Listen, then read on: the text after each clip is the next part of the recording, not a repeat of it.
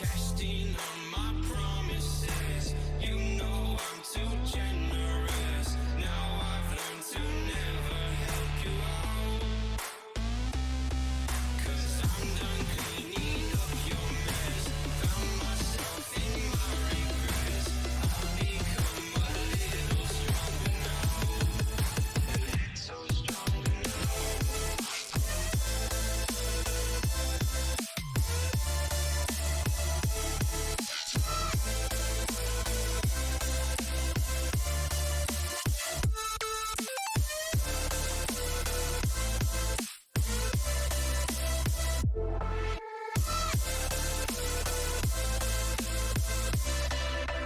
Casting on my promises.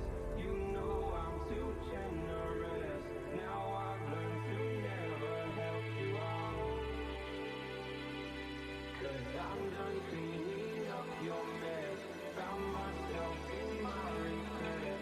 I've become a little stronger now. A little stronger now. Open eye, feel the waves cut through me. Hypnotized by the sounds I'm breathing in. Hold tight, chemicals collide. Hold tight, hold tight, hold tight. Dripping lights paint the skies, all because of you. Dripping lights paint the skies, only you can make me move. Can make me move. Can make me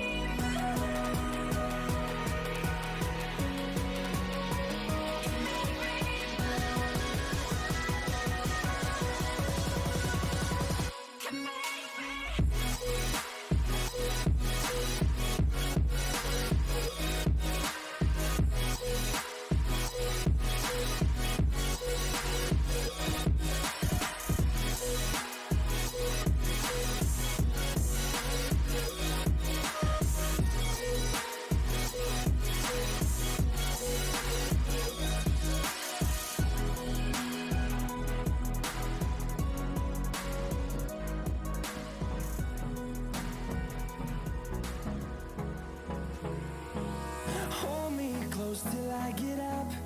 Time is barely on our side. I don't wanna waste what's left. The storms we chase are leading us, and love is all we'll ever trust. Yeah, no, I don't wanna waste what's left. And on we'll go,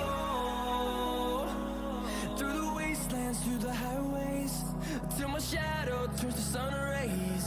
And on we'll go, through the wastelands, through the highways, and on we'll go.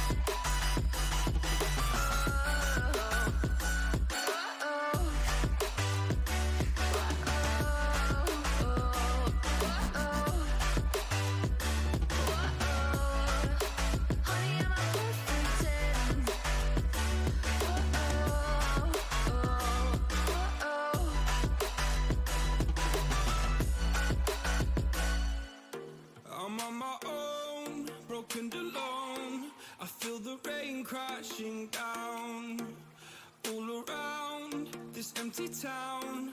I'm searching for the lost and found, but you don't care, you're unaware.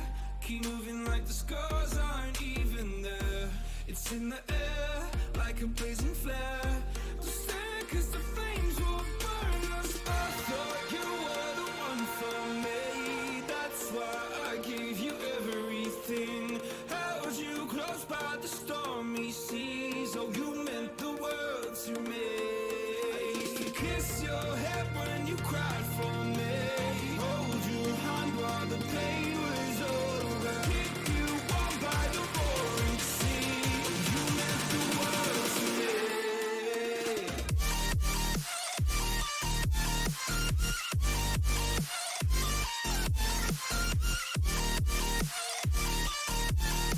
Oh, you meant the world to me.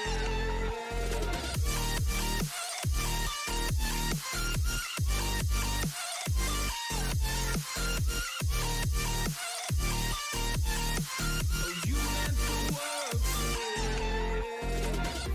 My darling dear, you're never here. When I'm in pain, you hide and disappear.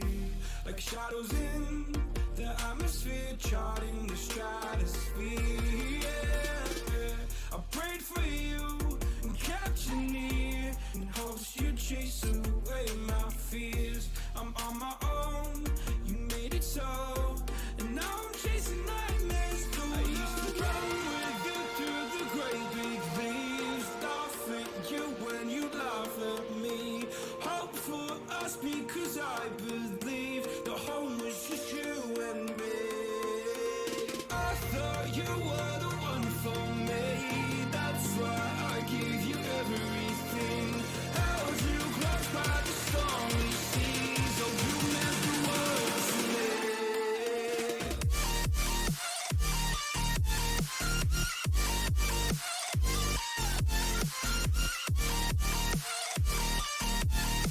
Oh, you meant the world to me.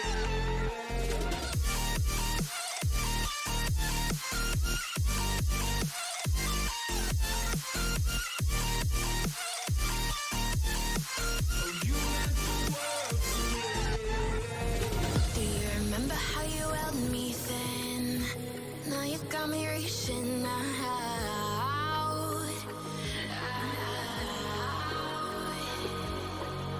And do you see you got me falling in more times than I can get out.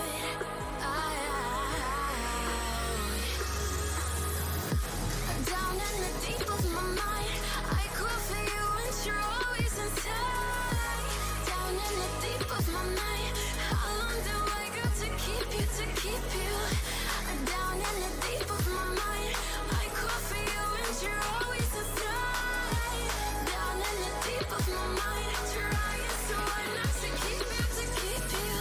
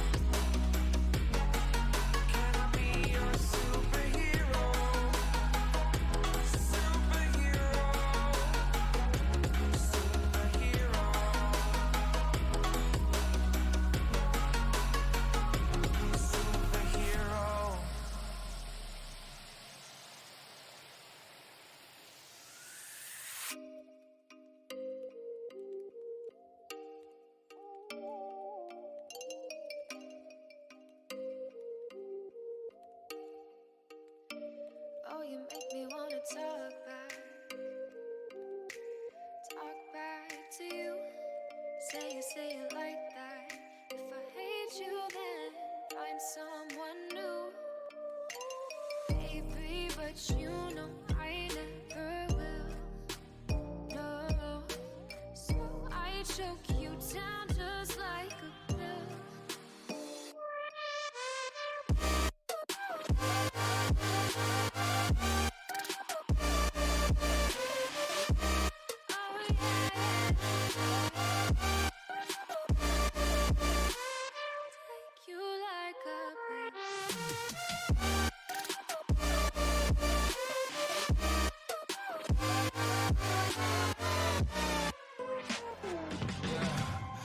Never ever find the right words, and there's no way this is real life. There's no telling you're the right girl, so I can only say that it feels right. It feels right, it feels right. Yeah, I can only say that it feels right. It feels right, it feels right. Yeah, I can only say that it feels right.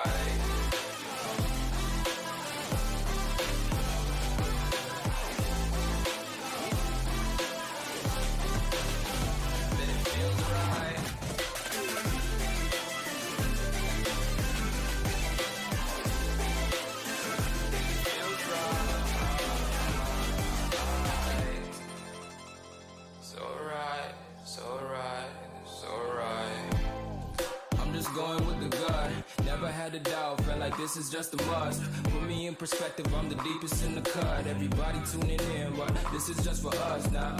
We know I ain't ballin' yet. Hoes wanna holler, oh no, I don't call them back. Girl, let me see you hold it down, we gon' have a blast. Cause I just wanna know what you gonna do with all of that. Ain't gotta say a word, I know what's up.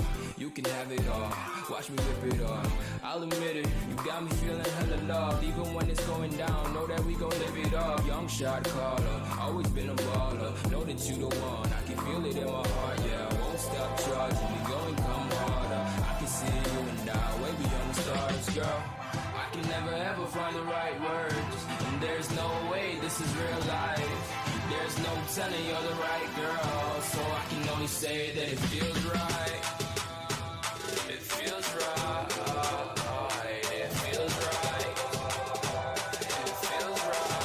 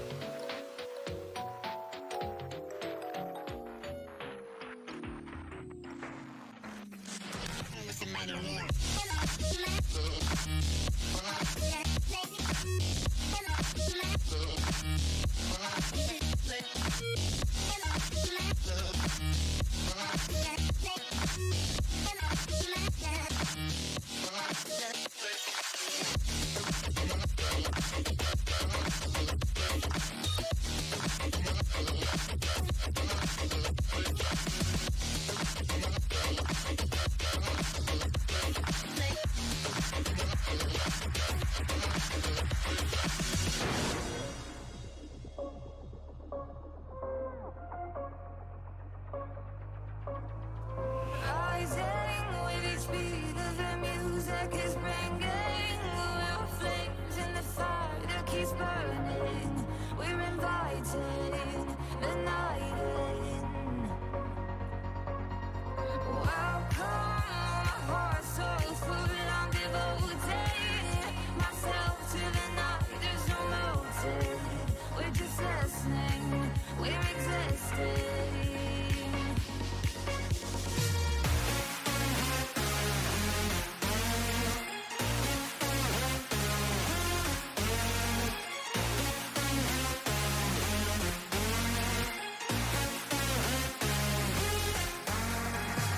We stay when the music plays. Let's drop below where the people sway.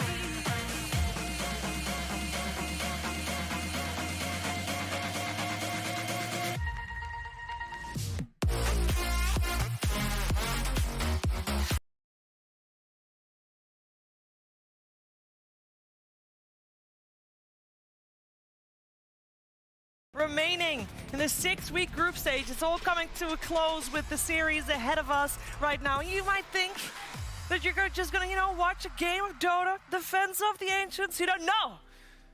It's No. Clash of the Ancients. Here with the Virtus.Pro versus Navi. These two organizations have been around forever, decades even. This series is to decide who's the best. Yeah, exactly that. It's who's the best in this season Yep. to get kind of like the fake first. Before then, if Navi wins, there's another. It doesn't matter. But Doesn't matter. We Doesn't ignore matter. that. No. Yeah. Thrown away. This is simply who is the best CIS team. Of course, VP coming in swinging. They are of course the favorites. But Navi, they will kind of want to prove themselves after looking somewhat shaky against these other teams for sure. Indeed. I mean, T, you don't maybe know the history as well as me and Shivs. You were still in middle school when these squads first. What's middle school? Sorry. I think that's high school. Is that? It's Yeah, like, I like think that's the high one where school? you're Secondary 13. school?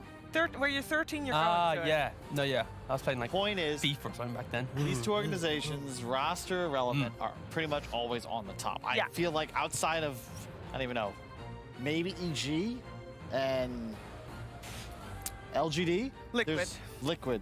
No other org has been around for Yeah. so long with such a huge run of success. Both teams had some shaky periods. Now they're back. They're on top. Really don't know who's gonna. Well, I got a favorite actually. God, who's your yeah. favorite, Kyle? We all want to hear it. Just say it anyways. Go on. Surprise us, Kyle. Go on. Look, I would say I'm leaning in as a fan. I do live about 7 minutes away from the Navi bootcamp.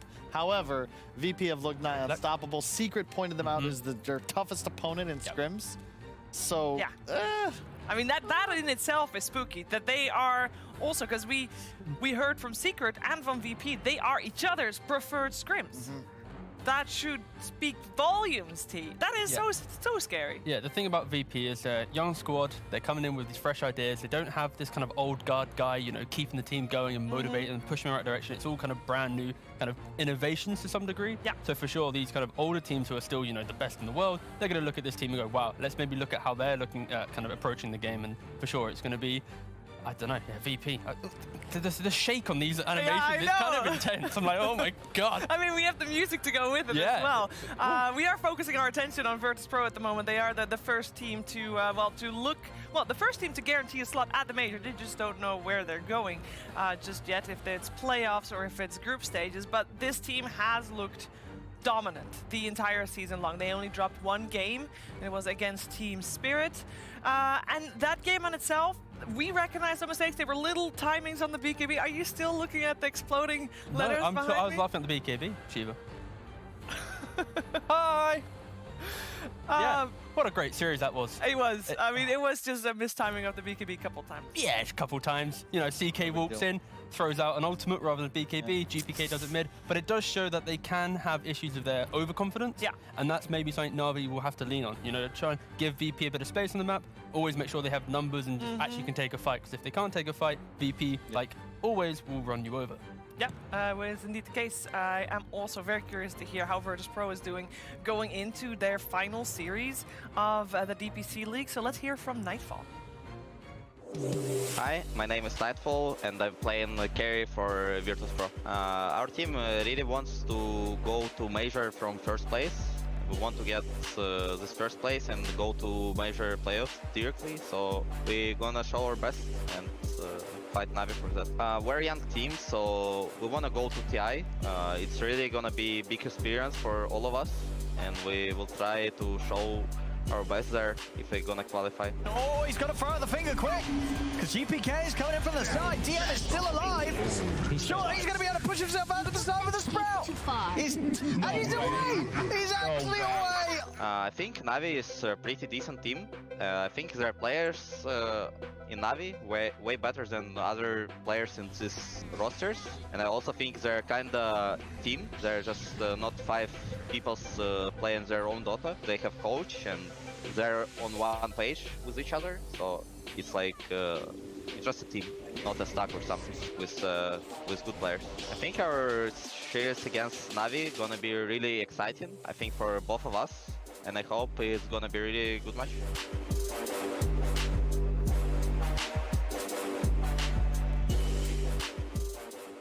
Me too, Nightfall. Me too. He's hoping it will be an exciting match. I'm hoping it will be an exciting match, because if it's not, then there can only be one answer, and that would be that Virtus.Pro has crushed their opponents, because I don't see another way. Either it's going to be close, or VP is going to crush T. I just like the fact in that interview, he just says Navi's like the only team that actually is kind of like a team. Yes. You know, they're not just 5 players, you know, playing their own game. They have, you know, a coach and all this. So for sure, VP clearly respecting Navi as their only kind of true opponent in this group stage. So yeah, it does weigh up to be an exciting series, hopefully. You just want it to be 3 games and close, of course. Yeah, just no tours, please. No VP dominance. Please. No VP dominance. Kyle, is he in for a surprise? Yeah. We'll see. Strategically, Navi, you're going to have to bring something special.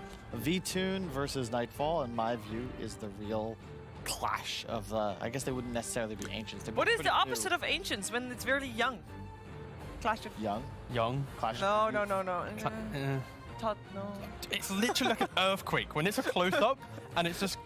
All right, I rate it. I love the background. The point is, they're both like that kind of player you want on your team. Yeah. You know, young 20s, Hungry. teenagers, out of nowhere, really just raw mechanical skill. And but hunger. The decision making as well from both these guys is great. Their hero pool has a lot of overlap. So if I'm V-Tune, I gotta think to myself, I'll probably not get a good Morphling game. I'm not gonna get a good PL game. What is my next step? What are my game winners? Wraith King's been nerfed. Don't think we'll see that today. I kind of play on your point and actually look to the offlane, in my opinion. Like, sure, the carries are, you know, world class in both teams, but it's kind of what the offlaners bring, in my opinion. Because DM, his Timbersaw, it's been first phase pretty much all the time. VP's drafting strategy is pos 4, pos 3, everything else. And the games that they look shaky was when suddenly DM didn't have his instant lock-in, like kind of offlane pick. Sorry. So for me, it's both teams have instant offlane picks to go for. The Enigma and the Beastmaster for general. We talk about that all the time. Yeah. So it's going to be if the offlanes have their comfort heroes or if there's like a plan B. And after VP demonstrated they have some interesting strats, you'd also kind of hope that VP has like a nice little pocket strategy to bring out this series as well. I mean, maybe we'll see one of them. We did see the Huskar position 4 jungle come out last week. That was an interesting one for sure. On the side of Navi, we have heard them talk about. This is not an earthquake, don't worry. We have heard them talk about them. Like, they feel also that they are a little bit one-dimensional in their draft. They actually said that in an interview, and they were trying to get out of it, but it's so easy to pick your comfort heroes in officials, especially when there's so little officials as there are. I am also very curious to hear Always Wanna Fly talk about how they're viewing today's series. all, I'm always gonna fly, playing for Navi, position 5 plans to this major. We're sitting here for 1 month and we will sit here for 2 weeks more. It's really hard for my team, not for me, but for my team, and I understand them. We will have a break like for, I think, 10 days after bootcamp, and then we will have a bootcamp for like 1 week before major. Okay, the goal of major, I think right now that we are not in good shape. I think top 3, top 4. We're not in really good shape that we can play and show our best Dota. He's in! He's got a black goal general! He just fought straight away, but do they have the follow-up to bring him up? We will play versus final boss, Virtus.Pro. I think they are really good players. I think they are working hard. They play in a lot pubs. They have really good communication, but I think we can handle it. It will be the hardest game of this stage, but I think we can win them if we won't screw up on the picking stage and we won't do some shitty moves in the game. We'll win versus Pro for sure. He talks about the final boss. Virtus.Pro. What made you chuckle? Just the fact that it's like, if we don't make these, these shitty moves in the game, and that was the polite way of saying if Iceberg doesn't get picked off 2 or 3 times. Yeah, I was going to bring up the mid players. Yep. Also, my favorite, the Ukrainian bluntness. It's so refreshing. Yep. As I get a lot of conversations with people like, why do Americans always ask how you are doing if they don't care? It's like the weirdest greeting, If you say, hey, how are you? There's a response is expected, not just like a pseudonym for okay. Anyway, or hello rather. Iceberg versus GPK. What? No, yeah. Go on. Right, Iceberg, GPK. What were you saying? Continue. Thank you. GPK has demonstrated that he's like in that first tier of mids. It's pretty much no one in GPK are like the guaranteed like these are your Some might even say GPK no one. Correct. At the moment. He has been on a bit of a break, but yeah. I would agree. Iceberg is, and FN to an extent, it was just replaced by no one, perennially like the next tier. They're really good players, but they're not the ones at the LAN. They're not the ones in the playoff stages. This is his chance to prove that he's better. Why are VP the final boss? Because if you stack up the individual core players 1 against 1, specifically in mid, you're probably going to tilt it towards VP.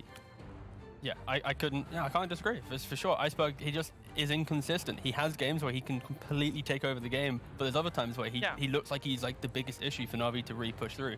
And I think moving away from the players, look at Always Wanna Fly in his interview, he's speaking about how on a good day they can be top 3. They have demonstrated they can be. They have amazing strategies, but they are way too inconsistent right now. Through this group stage alone, they are struggling to be second. Like they could have easily been 3rd or 4th in this group stage by losing to these teams that you shouldn't be even looking at on the same field as a Navi or a VP. Well, that's the thing. On a good day, they could be the best. But on a bad day, they're like top 3, top 4. It's the opposite for VP. On a good day, they're the best. Finn. On a bad day, they drop a game. Maybe they drop a game. Place. Yeah, but maybe not a series. Exactly. We actually did at some point talk to Always Wanna Fly in a post-game interview where the start of the series looked really rough, and then they didn't manage to close it out successfully. And we were like, why did this game feel so difficult for you? And he's like, yeah, we on average have 1 bad day a week, and they can't really control when. So I just hope for them that it's not today. Yeah, with this format of DPC, it's just rolling this like.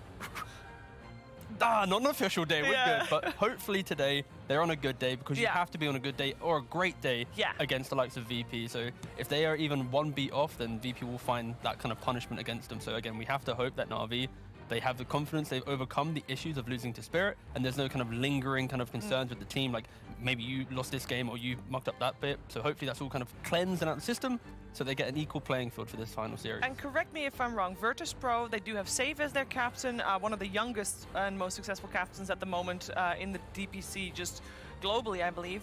But also, they do not have a coach, as far as I'm aware. They're not the team with Silent as a coach, right? No, Silent is for Team Spirit. Yeah. I believe they do. I can walk forward 3 steps and check. Please walk forward 3 steps. 1, 2, 3. Thank you. All right. Because Navi obviously have a very experienced coach in Mag, who we know. Oh, they don't. Yeah, I was gonna say. Guys, I feel like they don't. It's the 7th match. If VP had a coach, we would probably talk. No, about but like no, because they haven't, like they didn't at the start, but they might have now. Like there's always like also some coaches like to present themselves as like I'm the coach. Some kind of sit back. Even an analyst. In terms of the official squad, there is no official analyst or coach. You'd expect there is someone in the support network of an org like VP helping them, but Of course, it purely is the 5. It's oftentimes like a really big decision too, and if you're going to work formally with the team, there's usually like a lot of negotiating that's going to come down, like what a slice of the prize pool would you get, if any.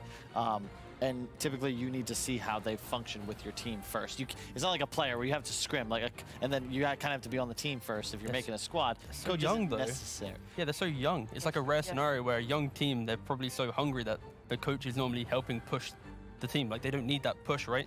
And as long as they're kind of on the same level player field. And maybe it's easier as well, starting without a coach, to define their own style a lot more without it. What's up? I just realized, like, the thing is, though, let's say they come first in their group stage, they go to a major, first major for all these teams, first big event, and they're all young. They need a coach or a manager that is able to work the mental game. They need that support network in place, because if in their first tournament they get a proper loss, how are they going to react? Of course they'll be fine, they're going to react, but like, how do you correctly respond to a loss? Yeah, here at home, not so bad. The competition, in your boot camp, it's Navi, cushy. the only true threat, some would say. A little different when you get international. And they also have said that one of their biggest strengths is that they're just playing relaxed Dota, and then maybe in a LAN environment that won't be as easy.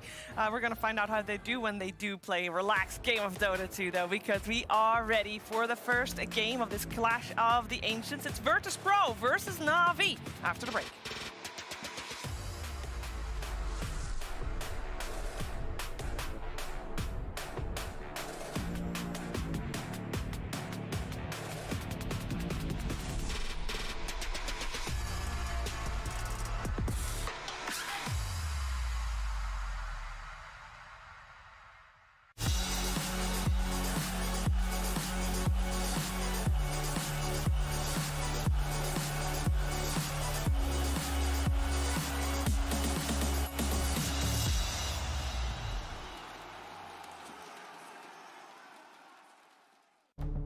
With the right CPU, you can turn any game from familiar to phenomenal.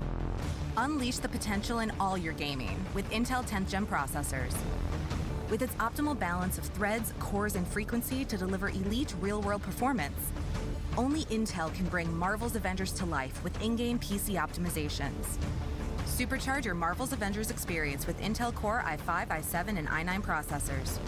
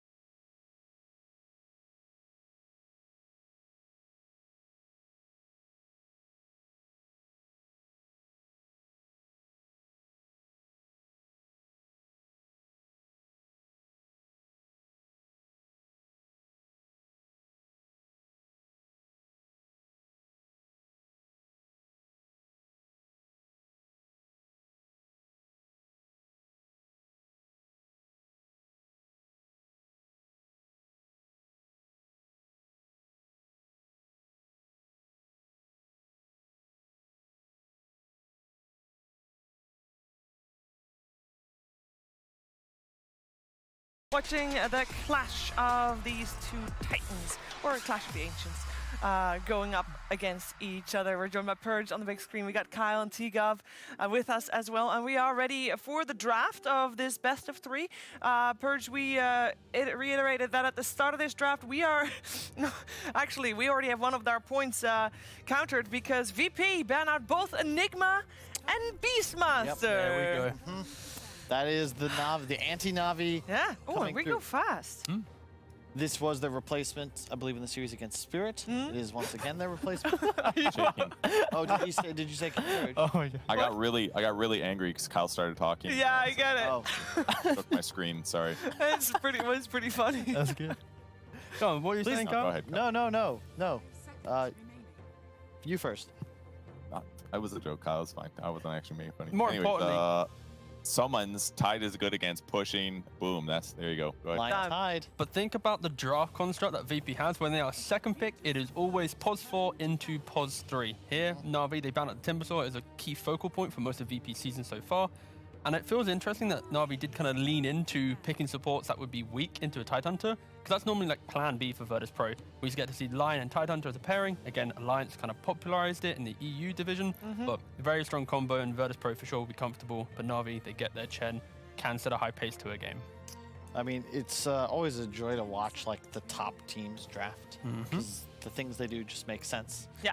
The curveballs are kind of, in a way, you see them coming. But in this case, Navi have demonstrated, okay, we have our first two options. Our third is Chen. Lion Tide is our replacement anytime Timbersaw isn't available. It's going to be all about the Chen based on the opening thus far. They get the CM in advance to cover it. You need to be really aggressive in the early game, because if you consider how strong these openers are after, what, 20, 30 minutes, it is heavily tilted towards VP. It is, but also I feel like banning out Enigma Beastmaster is such an obvious thing to do that Navi... Nobody's done it.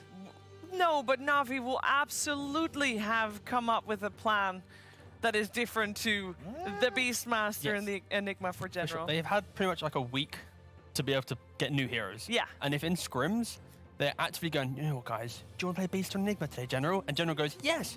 Then they deserve to lose this series. They have to have new strategies in play. They shouldn't be surprised by this. So for sure, this isn't anything too unexpected. If we considering that VP just got the other strongest offlane to make it through their drafts, so Navi's got to be careful. I love the respect from Virtus.Pro here. Of course, you take away 2 Tide counters and morphing the Ursa, they have free time. But it's this Doom ban. Yeah. It's that iceberg mid-Doom factor. Yeah. It's the 4th pick potential as well, right? Because you're coming in here as first pick as Navi. So with Doom in the pool, you have this crazy combo where if it's another core Doom deals with, like I have loved watching them play when Iceberg is on this Doom. Like it's his hero. They go for the Alk. This is something we saw first picked in both NA and EU. Shocking that they get it here so late. The support duo really don't like playing against Alchemist either. High regen against these high burst heroes is quite tough. And in theory, Tidehunter is not great against it either, because you simply just don't do enough damage. PA, though, he can do damage. Yeah, I think this is PA's way of covering stuff against Alchemist. If you think of carry-to-carry matchup, though, PA always deals with Alchemist throughout the entire game. What are you saying? They banned Monkey themselves. Yeah. Yeah, they did. Huh. I think they go for the Slark instead. The key thing for this Monkey ban is simply, if Virtus.Pro could, on 5th pick a casual Monkey King, the draft equally feels pretty strong to the likes of that. Wouldn't you just take Monkey King here if you were Navi, though? Or you mean 5th? Okay. Yeah, I'm saying Navi are banning out before VP can pick it. But so I was quickly having a little check at General's pubs. He hasn't really touched Alchemist. He on his main account. Maybe he's got another Smurf account in play. Could be Iceberg's hero. Maybe. But yeah, I like the fact that they pivoted the Alk quickly away from carry. Simply, like I said earlier, PA dumpsters Alk in most of the game, unless you have a big net worth advantage and have a quick like SMY AC timing. PA does really well. So the Slark will have a free time into the likes of this Tide and this kind of weak lockdown that they're providing right now outside of Lion. If it is offlane Alk, I don't like the current ag solutions too much here. Either. It's not going to go on Chen probably, unless somehow you can make your Ancients amazingly powerful, but his levels won't be enough. On Slark, you get double pounce, which can be good, but Probably I not would sold. love Maybe to the see. stats, No, like No, but the thing here, guys, I think AUG and offlane, I think obviously early days is about Axe, but I think that the idea of the acid spray, the lane push, the quick farm, imagine if he didn't go for an Axe, he had a quick solar but crest why or a pick blink. Alchemist then? I think the idea of just producing, getting the gold from the jungle, right? You don't have a carry that wants the jungle.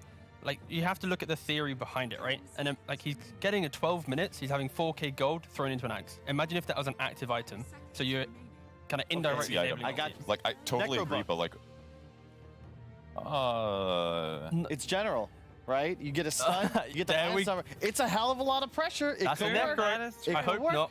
But I would Yeah. they say have a Chen already. for this though, I'd still like to see like a solar crest or just some type of damage Yeah. enabler. I'm with you. I just think that you could do that with a lot of other offlaners. No, of course. I'm not saying it's the best off lane, but it's Okay. like They can do it I'm faster. talking about the hand that they dealt All themselves right, here, yeah. Chief. But Like, I they think put themselves in his position. You're just gonna get a mid here that can utilize Ags quite well. That's true. In addition, Yeah, that's true. Slark against Tide in the laning phase, in theory, should do quite well. And Ags on Slark is actually a pretty sick timing. Just for the consider the stats. You know, you get so much more HP. That means you also get more HP regen when you're out of combat. In addition, you get 2 pounces. Against these supports, double the range as well. Yep, it is going to be pretty good timing. But you do have to deal with Virtus.Pro being the last pick overall. True. So your pick is going to be attempted to be countered because they need their last hero still as well. We need They gotta their ban PPK Viper, hero. right?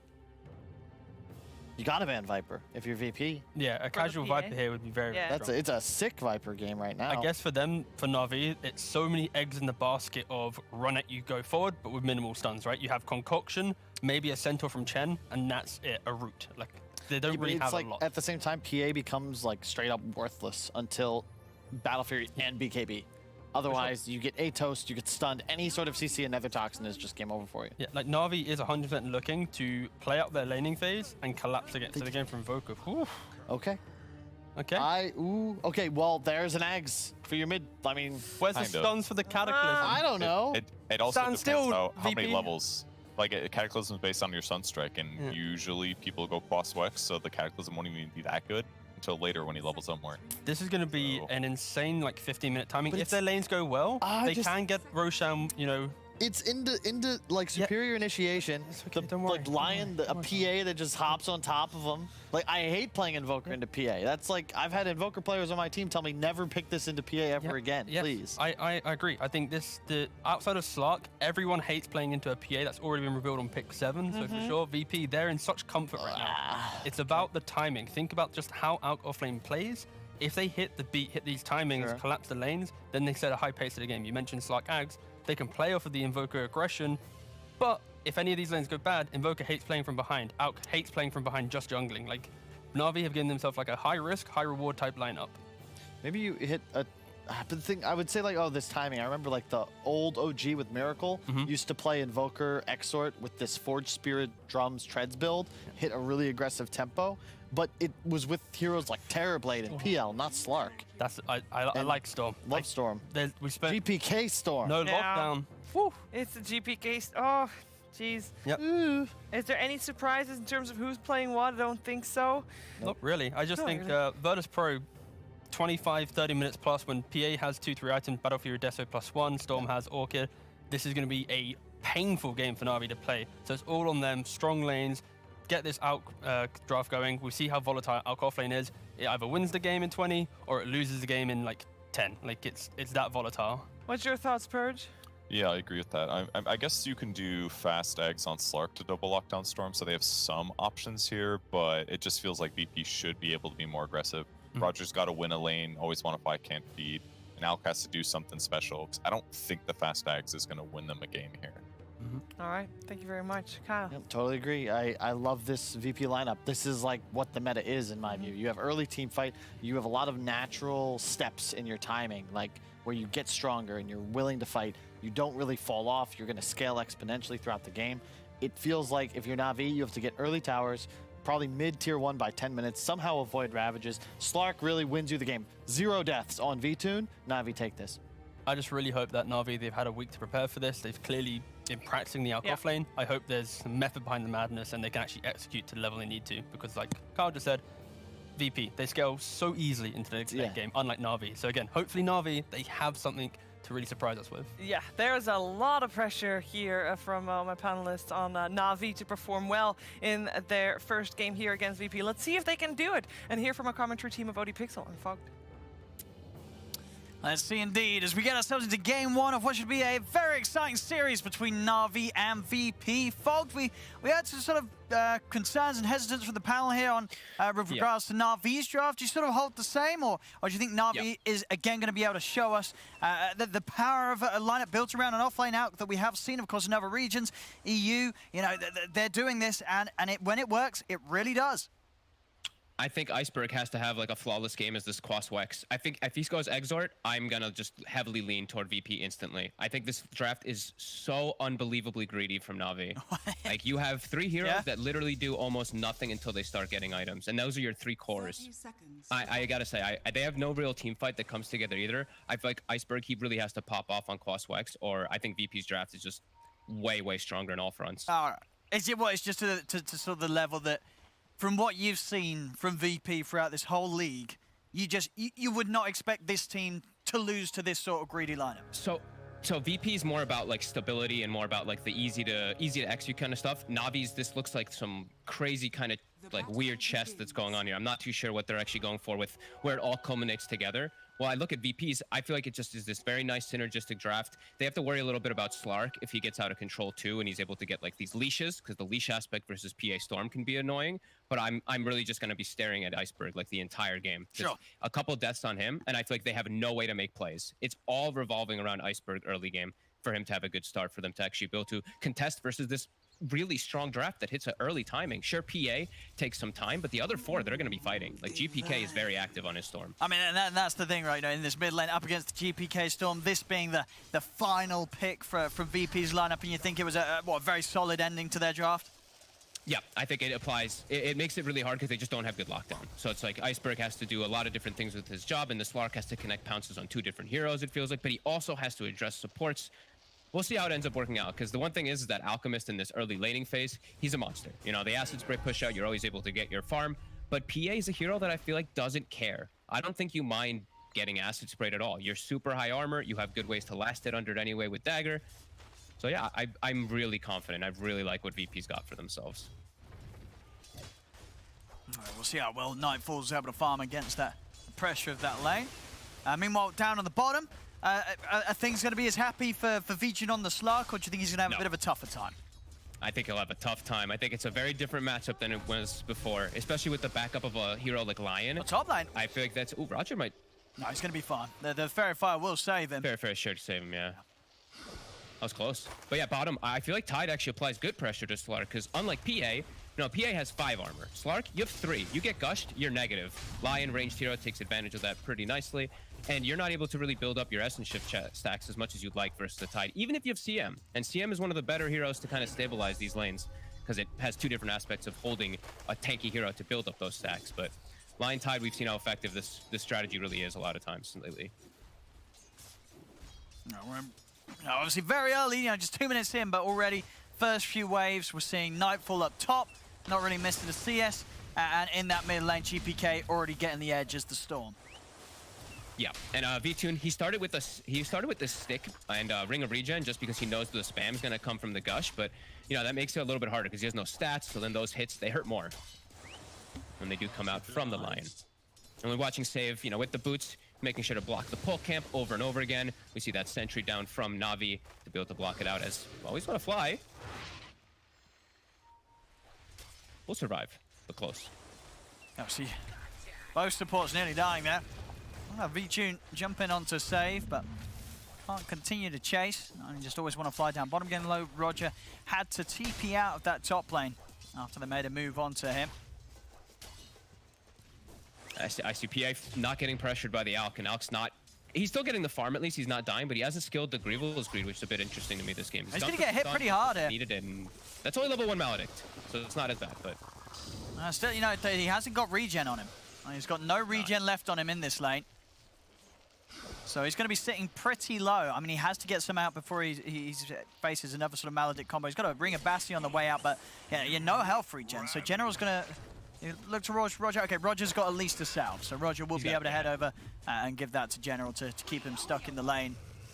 And Iceberg was actually able to force GPK back. He got the mana burn. GPK looks like he still had health to stick around, but really didn't want to stay there with no mana since he can't like force the wave under the Invoker. And hey, that's a great start for Iceberg. Going for the double null, paying off for him as he's able to catch up now because of that. Runes will be coming out in a second. Iceberg, he's going to burn the mana again. GPK, let's see if he's able to guess the right one. Let's have a look.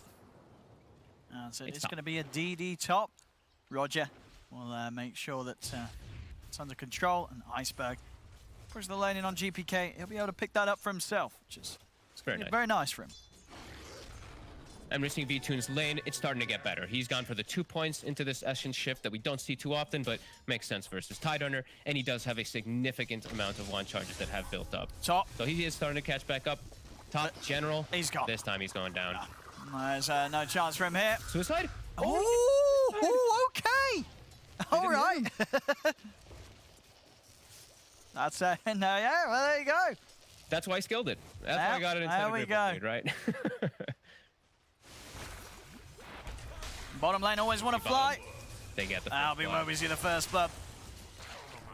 As it's just a little too much punch here between the two of them when DM sets up with the gush. We'll see this deny again here as General. I mean, it's a good job he didn't find somewhere to throw it. Yep. As you know, it did look like he was trying to get it off, but then obviously not finding someone to pass it to actually works out in his favor. He just raises the eyebrow though. He's like, all right. Okay, that's what I meant to do. Yeah, damn right. Yeah, I wasn't trying to throw it. As we do see, yeah, mid and bottom stabilizing a little bit. Alchemist still struggling. And the fact that Nightfall is free farming up here, you know, I've seen a lot of times these Alchemists, they're able to pressure some of these heroes out. PA, it's not going to be the case. So he will have that free farm. And General has to be careful. He just stepped up again. Chen left him. We'll get the concoction off this time. And he'll live. It's not going to be enough. Stick charges are plenty. Still not a whole lot of fun. Cautious. Yeah, he has to be more careful when Roger's leaving him like that, though. He steps up, like if the cask or something, if they had mana for it, he was dead. They didn't actually have mana, so ends up surviving because of that. GPK mid. I'm going to see around the rune. He's going to get hit by the MP, but he's already done a lot of damage here to set up onto Iceberg. Oh, and haste rune spawns. That's fortunate. Yeah, that'll allow him to stick in the lane. And also mean that Iceberg's going to have to be careful and takes the walk back to base. Isn't going to risk it in a lane against a potentially hasted Storm. 1k gold advantage already for VP off of this laning start. Versus that Alchemist. Already good sign for them here.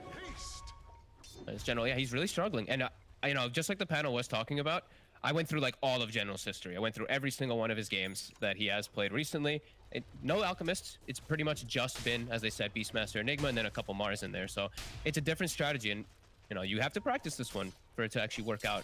Especially because like OG and stuff like this, we've seen it get in first pick. So, you know, hopefully they are aware of how to play with it and have a good idea of what they want to do with it. Because I'm still looking and I'm like, you know, these Ags are not the greatest. If it was an Invoker with Slark Ags is pretty good. You know, I think Slark Ags is a little underrated. I can agree, especially this game where it has two really good leash targets, right? Yeah. PA and Storm. That I can agree with for sure.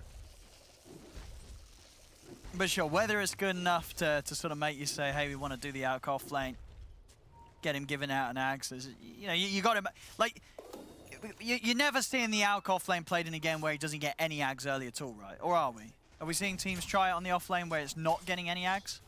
I feel like I saw one game where they didn't, but they had like really, really bad Ags games. I can't even remember. I think he was really farmed. I think he had like AC Abyssal, and he was pretty much the carry from the off lane, but I don't remember which game it was. Well, I don't. Well, so far it doesn't look like that's going to happen this game. No, it doesn't feel like it. As bottom, they bring the support down.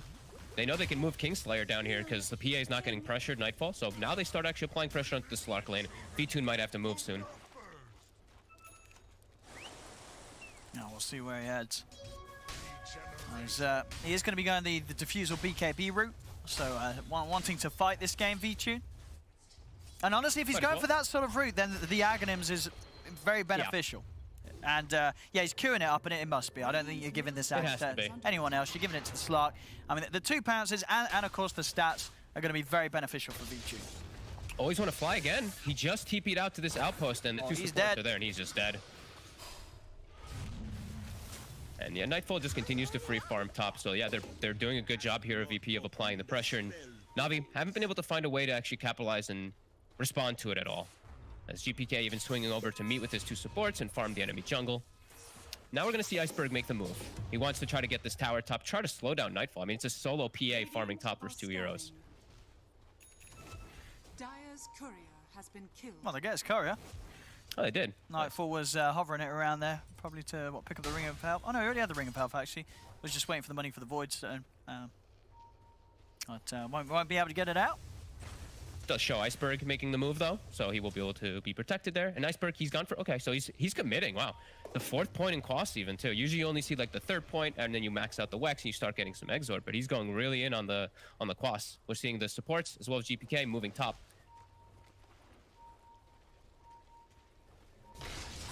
Get the opening onto Roger. That'll settle for him. Iceberg. Straight in they go. Iceberg, can he do anything to help out? And he's going to be able to burn the mana of GPK. And he may have just made, save Roger here. As Roger will manage to back off. And isn't going to quite tick out. So Roger saved here by Iceberg turning up. Now General gets a stun. Max Acid Spray on to save, so he's very negative on that armor, but they just poke him and run away. Nice little counter gank, though. At least they don't lose a hero, and Iceberg is starting to make some moves. Unfortunately, does not get himself an earned charge.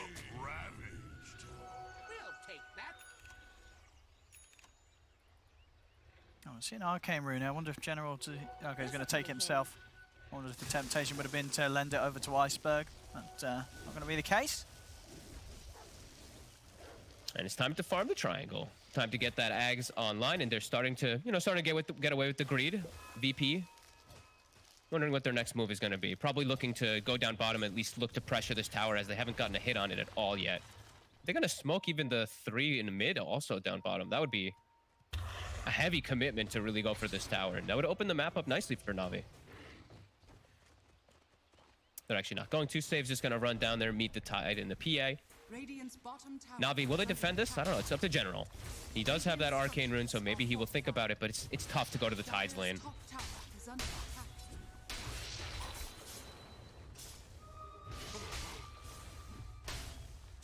Yeah, I don't think we'll see Navi try and hold on to this tower. Yep. I'll let this one go. That'll be the mech done for Tide. Iceberg at least able to put some pressure on in the mid. And V-Tune, of course, moving up to the top lane. Starting to push onto the tier 1 there. More money for Nightfall, though, just a sword away from the Battle Fury. It's going to be so early on, as he's just completely rushed it. This game, just the treads, just a Blightstone in between with a little wand action. As now they swing mid. They still have that Ravage, so DM, where he goes, the team goes. Navi, can they set up for this? Their team fight, it's just extremely lackluster. The real only aspect of team fight they have is going to be coming from that Invoker. So it is really hard for them to actually run into any of these VP fights, but they're going to try here. They're smoking. They got to get a really good EMP onto like the Tide Hunter in particular, so that he might struggle with the mana.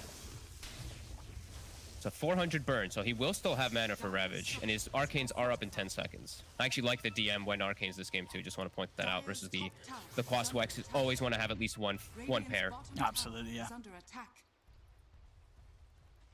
I guess they can't really fit in a second on anyone. Maybe actually no, that's not true. Maybe Kingslayer will get one. Maybe eventually. Kingslayer. Yeah, I think maybe, you're right. I think more than what you ideally at least 2 really against this Quaswex Invoker, especially when you have heroes that's so reliant on it, and hit 2 heroes as well. This Tide and the PA who don't really have too large of a mana pool that are going to want to be jumping around the fight. A lot of abilities that they need to be spamming. So now the question is Navi happy with this, right? They're getting their Alchemist. I think they probably are. Getting away with the greed. You know what I mean? But you're also playing into the hands of a Tide and a PA, and PA is going to get battle. Sure. They're going to have this crazy scaling, so it's just, it just comes down to it. Are they going to be able to execute inside of the team fights? Because they do lack that. I think the thing is really, for Navi, obviously have this idea with their draft. I don't think they would have expected anything more out of these opening minutes, you know what I mean? I could agree. I don't think they were thinking, well, we're going to get loads of kills in the laning stage. They obviously have a plan here. And I don't think that they'll be feeling that what they have in mind is not going to be achievable with this sort of slow start.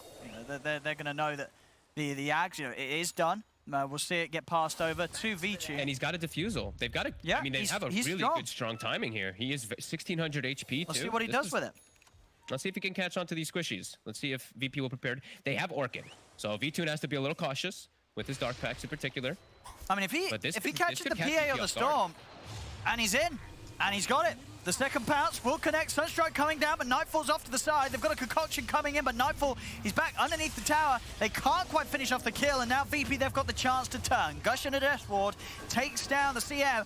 V-Tune, he's been hexed. They're going to jump in. They've got the pullback with the Vortex. V-Tune's got to get out. He'll step out to the side. DM, his mana's been burnt. He's got nothing to offer, and now V-Tune is going back in. They jump over towards the Tide, and Navi will get away with getting a kill at the end of it all. Sure, they lose the CM, but V-Tune will manage to pick up DM's life. Very clutch tornado from Iceberg coming in. I think it was mid-animation on that Tidehunter Ravage. That would have likely been the demise there for V-Tune. Perfect play there. Perfect invasion. They don't get the PA, but at least they do get something. Unfortunately, they don't get like a Ravage out too, but we're going to see that again as... Yeah, I mean... lives, and we're going to watch this. Yeah, watch this. The tornado is super clutch. I really think this would have been super problematic for Navi if he didn't connect it here. We see him walking up. V-Tune gets connected, and then watch this tornado. DM tries, but gets hit. Yeah, he would have been dead for sure. His Dark Pack was on cooldown. And they would have had him. But a good disengagement, of course, the power of the Ags. V-Tune, as quickly as he's out, he's able to get straight back in. And they get themselves the core kill. And this, you know, this is exactly what Navi want to be doing, right? You've boosted your Slark to the point where he's got this Ags and Diffusal 15 minutes in. You got to look for this sort of action. You've got to try and fight into the face of Nightfall, who with the Battle Fury alone needs time, needs to at least get that next item after the Battle Fury before the PA is going to be really happy with getting involved in a fight that Navi's bringing to them. Yeah, I actually want to see them like pass V-Tune some sentries, give him some observers. Let this Slark just be like the Charger. Let him just get you all this information, get into the backline, cause some havoc. Yeah. Really start to slow down VP so that they can't just sit back with PA. And that's a 3k gold lead. They're actually going to look to set up for the Roche. Okay. They have this medallion, they have all these Chen creeps. I mean, they're looking to poke around it. Especially with Ravage still up. They see DM. He's a bit isolated. V-Tune's going to start things off. His mana pool. As they're moving in onto him, it's about to get taken away from him. He's out of mana. GPK went Arcanes as well. I think it makes sense. That's pretty cool. I think you really do want as much as you can get here against this Quasworks Invoker. And especially against the Diffusal Slark as well. Yep, and now they've really hurt DM a lot. They saw him isolated for a second there. They just poke him to remove that mana, and now it's a free Roche for them. So now this is looking very similar to what OG did with this strategy too. You know, 13, 16 minutes, they get this 1 or 2 item timing, get an Aegis, get an advantage, and try to press it. Yeah, I think absolutely. You know, so far, this is exactly what Navi planned to achieve, right? You know, 16 minutes, getting the Aegis, getting the Roshan, having V-Tune in this position where he is very strong, especially when he gets the BKB done after this Diffusal Axe. He's going to be able to set up kills across the map. He's chasing down Save. Lovely little juke there of the stun. He's got another pounce charge in a second. Does he want to go for it? Oh, yes, he does. Straight in underneath the tower, but Save has got stick charges. V-Tune won't be able to finish the kill. So he'll back off. Cheeky mana drain. They're doing, this is exactly how Navi needs to be played, though. Just keep starting to get VP at least on the back foot. VP, though, they're responding accordingly. You know, the supports, they're getting pressured. They're having to kind of run away and not really do much of anything. Same with DM, but Nightfall and GPK are still farming. They are pushing out these side lanes.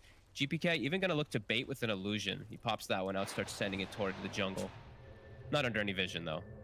But maybe expecting them to make a smoke rotation toward him top.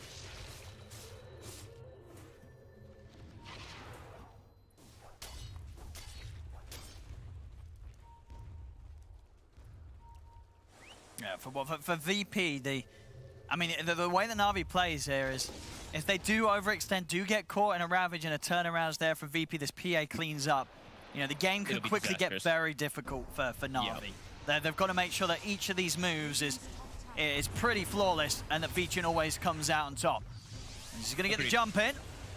And they'll get themselves Kingslayer. DM's going to drop the Ravage. It's out onto Iceberg. They'll take out the Invoker. Now with the Orchid onto Always Wanna Fly, they're going to look for more. V-Tune, does he want to get back in on this? They've lost 2 Navi. V-Tune's going to try and attempt to keep on fighting. He's looking towards the PA. Nightfall easily able to jump off to the side. As this time VP around the Ravage, they will be able to punch back and push back Navi. V-Tune really wanted to try to go for more there, but yeah, can't without the control of his Invoker or his CM. And General wasn't there. General is trying to farm up you know, not going for that Aghanims for the Invoker. I actually like that he's going Solar Crest, more things to enable the Slark. Yeah. Invoker's not ready for Eggs. He needs more time. He's got 2 points in Exort. It's pointless. No, for sure, yeah. And then with the Solar Crest and the Alacrity, they're going to have lots of ways to just allow VTune to pop off in these fights. I'm still seeing Nightfall pretty close, getting close to that Slark. You know, he's got the Deso already finished up, so he is extremely strong. They don't have Ravage right now, but we're still seeing this PA is getting away with almost everything. These timings are crazy. 18 minutes. It's very early. VTune, he's under ward vision. He's aware of that when he is pinging it.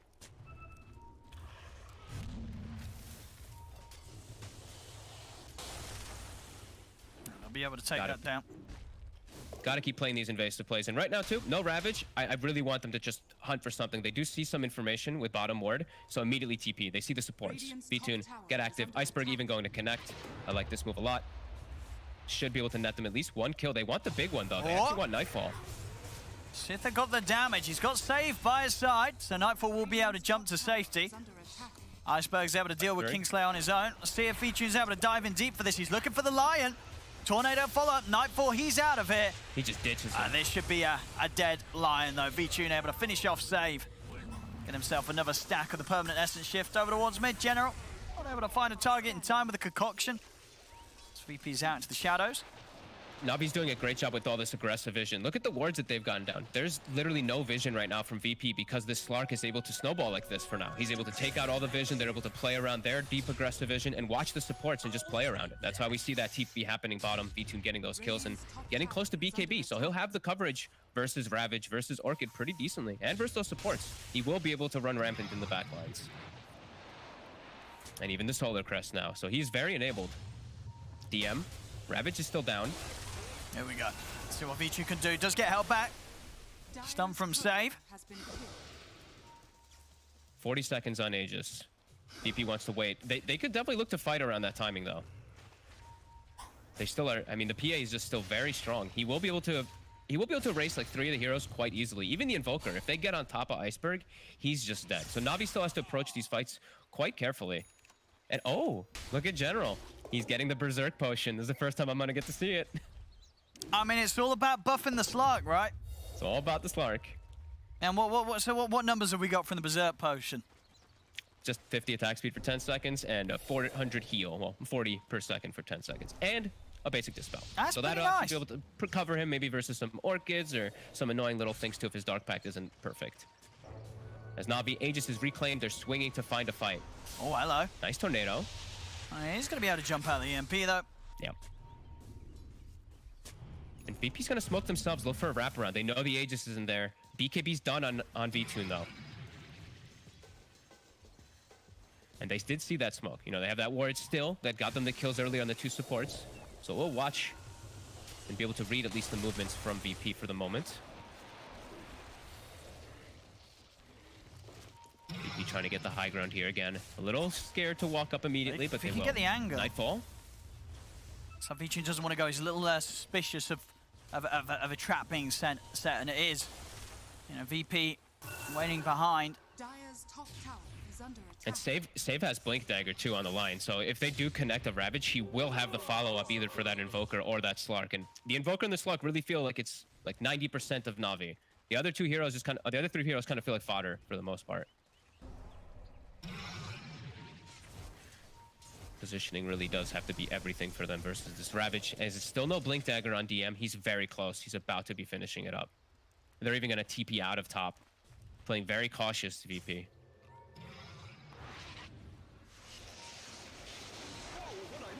TPK? Oh my god, that was close. He nearly found it. VTune. Yeah, they're really keeping GPK on his toes there. Nearly catching him on the way out. Nightfall almost has his BKB. He's almost got his big time. He does. You know, Battle Fury, Beso, BKB. They're even feeding him tomes. So they're really just trying to enable this PA as much as possible, up to 17 now. If he has BKB, the control's not going to be there for him. And then he can jump from target to target in the backline himself, too. Yeah. And they do have double blinks, so they have double initiations on VP, while Navi, they have to just rely on the Slark jumping into the backlines and giving vision. A little bit tougher for Navi to get the initiations, unless they find DM in the front. DM. He's out the Sunstrike. So now onto VTune. We're going to see GPK go straight for the backlines. He's looking for Always Wanna Fly, but it's not enough damage to burst through the CM. VTune, he's on over towards Save. The mech's popped, but it won't keep Save alive. They get the Lion. They lose nothing themselves, but they do have to put that BKB charge from VTune to get the kill. And now DM does have Blink, so he shouldn't get caught in those situations where he's in the front line anymore. VTune. Just use the Dark Pact. Oh my goodness, that was scary for a sec going under tower. He's a little hesitant But VP, now. Yeah. they're waiting for the BKB. They're so close to it before they really do jump for that full out committed engagement. And a 6K advantage already now for Navi, so not too shabby. Experience still leading VP. Still some good stuff coming out for them. And VTune, he is getting ready for that next item, getting ready for that MKB versus the PA, but now VP's hit their timing. Now they're gonna look to hit real hard with this big team fight, and this PA is now much stronger. About to hit 18 though. Maybe they wanna wait for Nightfall to kill this creep wave. As you will, so now he's 18. We've got the level 3 crit online. All right. I mean, a one fight here will probably mean Roshan as well. It could even mean much more than that, as it really feels super impactful for this next one. Iceberg! For VP. Oh, he steps up and they're ready. Immediately making the jump on him. Iceberg is going to get taken out. They throw everything out onto the Invoker and Iceberg's gone. A big hit around the bounty runes too. They still have this control here. Navi, they'll swing over to the right side, but look at VP. They know they're swinging. Nightfall, gonna find Always Wanna Fly. Can they go for VTune's VTune? trying to The fight. party is here. VTune's going for this. He's going for Kingslayer, and he's not going to quite get it. He's now got to back off, jumps down into the river. Dagger to set up on Always Wanna Fly. They jump in, they find the CM. GPK, he is out of mana completely, but the backup's there as DM comes in with a Ravage to lock down General. VP hitting back as Navi caught, sort of separated there, losing Iceberg over their side of the map, and then VP with that very quick move to make sure that Navi wasn't able to split off and do something elsewhere. They know how strong their team fight really is. They want to try to force a Roche right now, but they aren't really healthy enough to swing over there. Now Navi, there's going to be no Ravage for some time, and VTune, he's definitely feeling a bit strong. Iceberg though, he has to be so careful for his positioning walking into these high grounds.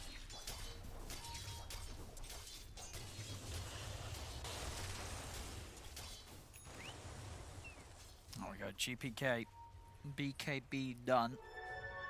Does Navi want to try to force? I think they should try to force the Roche no around Ravage. this timing. Around Ravage, yeah. Well, I think Navi has to try to force this. They are I under think they vision. can We'll as be able well. to get the D-ward. Solar Crest, Lacatino, they can hit this pretty Berserk potion, yeah. pretty Everything. well. Yeah, absolutely. So Yeah, DP's bit of tankiness is giving him that HP regen if they want to go for Roche. They're going to try for a kill first. DM, scouting out into the pit. Navi's already out. They're coming in with a long wraparound here. Will VP expect this sort of angle? VTune is going to jump in. He's looking for the easy kills first. He commits with the BKB, jumps in onto Kingslayer, the Witch Doctor down. Over towards the side, GPK. He's committed with the BKB. He's onto Iceberg. DM jumps in with the Anchor Smash. Can they bring down Iceberg in time? Iceberg's still alive. He's off to the side, but they've got detection. They take him out through the Ghost Walk. VTune turning over towards GPK, but he's back over towards the Tier 2 tower. Now he's looking towards DM. VTune locking down onto the Tide. As VTune, he'll be able to finish off the Tide Hunter. Triple kill for him. Mass buybacks coming out from VP, though, as they jump in with a Hex, but the Dark Pact, it was already off, and VTune, he's well out of it. He's still got pounces to work with. They can't catch him.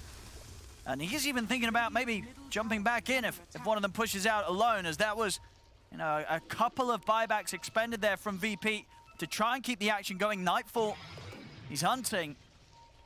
They're really understanding how fragile Iceberg is, though, with this build. The Witchblade into Spirit Vessel, he's taking it's stalled his BKB out a lot now. They just full commit onto him. And they have to, they're fortunate to at least get a triple kill, but they have to run away immediately. As V2 now. Look what he's found here. He's burning the mana. GPK's only got a little bit left. He's going to have another pounce. If he can find the angle, VTune, does he want to go for it? He certainly does. He's going to be able to get in. On top of the Storm Spirit, he's found GPK. As GPK down for 50. VTune's back out. Nightfall, Kingslayer, and DM, they're on their way over. But they can't do anything about this slug right now, especially with Shadow Dance being back up in 10 seconds. His BKB still good to go. VTune continuing to keep his game very much flawless. 8-0-0 on the Slark. With this draft, with these builds, Navi, they're putting everything onto the shoulders of VTune's Slark, and so far, it is working. VTune's carrying them strong. And now he's into Roche. There is a Ravage up, though. They've got 20 seconds till the Storm. They might be able to kill it in time. It dies incredibly quick. Haven't quite committed the Berserk Potion yet. Perhaps saving that for a basic Dispel, as we've seen these Hexes and stuff be a little problematic for VTune. And they should be able to get it. 10 seconds. It's not dying quick enough. Oh, VP. Can they make the jump in time? VTune in general, they're getting out of the pit. DM, he's going to jump in, but there's no one to be found inside of the pit. They're already out to the edges of it. Shadow Dance. It's an early ult, but it's enough to allow him to get in, take down Kingslayer. GPK with a big sip right to the middle, looking towards General, but the BKBs are out. Ravage catches the General Alchemist, he catches Roger's Chen. Now they'll turn their attention towards VTune, as VTune's he's trying to escape this. GPK's chasing. GPK pretty much out of mana, though. Nightfall tries to jump over to close the gap. Always want to fly, he's got to keep himself in here. A stray dagger would just take him out. And General's brought back for this, as they want to fight around the pit. They know it's still a little hard for GPK to do a whole lot, as he's waiting for his mana to regen. And Iceberg, he's got the BKB ready for this. Yeah, and Nightfall's feeling very strong. At level 21, he's got the Orb of Destruction on top of the Basher now, too. A lot of these heroes just will get instantly disintegrated in the fights. General has to be careful now with his positioning, too, after using this buyback. V2, he's about to have MKB, so he'll have ways to actually be able to address Nightfall in the fight soon. DM? He was just trying to keep lookout around the pit. It buys time for Nightfall to jump in onto Iceberg. Iceberg, he's going to get the Ghost Walk off, but the finger, they find him, they pop the dust, they burst him down. Now Nightfall turns over towards Always Want to Fly. They get General. They've got the Hex, they've got the lockdown on a VTune, they've got the chain control as well, as Nightfall gets the triple kill. And that sort of fight there was pretty much Navi's worst nightmare in a game like this, where they had to keep the momentum, keep VTune's game clean as possible. But VP, they find the opportunity here. Iceberg, you see, had the BKB, not wanting to pop it to reveal himself from the invis. But of course, they had the detection and save quick with the burst, left no opportunity for Iceberg to change his mind and decide he needed to pop it. Man, it's save coming in clutch so many times. And I've been watching this line sitting in the back lines. He's literally just clicking on VTune and just waiting to see for dark packs, waiting to see these like connections where he can get the stuns. That's now a big hit. VP, they've got the Aegis. And that sort of swing there, that is really breaks them. It is the swing that you sort of have to ask yourself. This strat that Navi has gone for, can it deal with that sort of turnaround in a game against a very farmed Storm and a very farmed PA?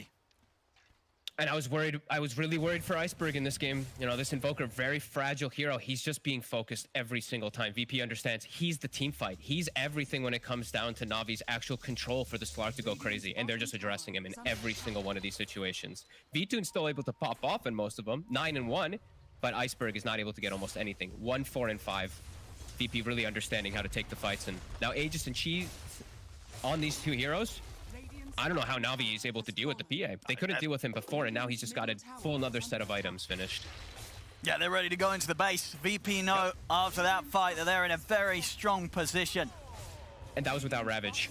That was DM kind of just baiting them pre-Ravage. Now he has Spider Legs climbing into the base with the Ravage available.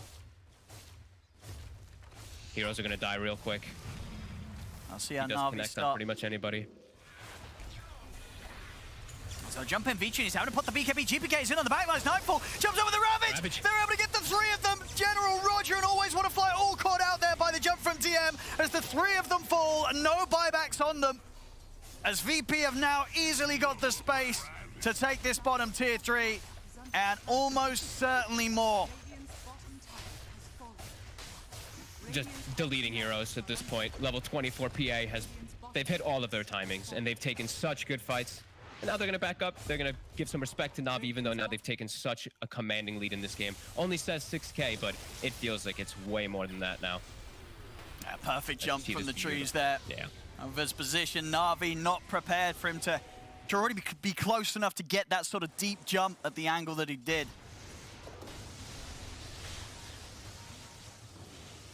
And now really paying the price here, Navi. Down 6K.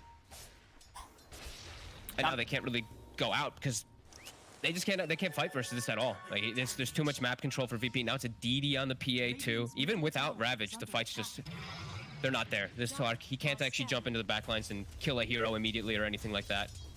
Well, they're going to try and come out with the smoke. Let's see. See if they can do something whilst the Ravage is down. VP, can he find his target? He wants to look for the squishies first, ideally. But, you know, really, they want to get save as well. Already save, he's able to get the jump. He's in with a hex save. Oh my god. Oh my goodness, there's the tip. He knows. A perfect jump from save, and it is over. They'll call it. As VP will take this game one. Navi, they came in with a strap. It looked good, but it had to be perfect. And pulling off perfection against VP is rather a challenging ordeal. That one fight really where it all crumbled for Navi, it really was over from that point on.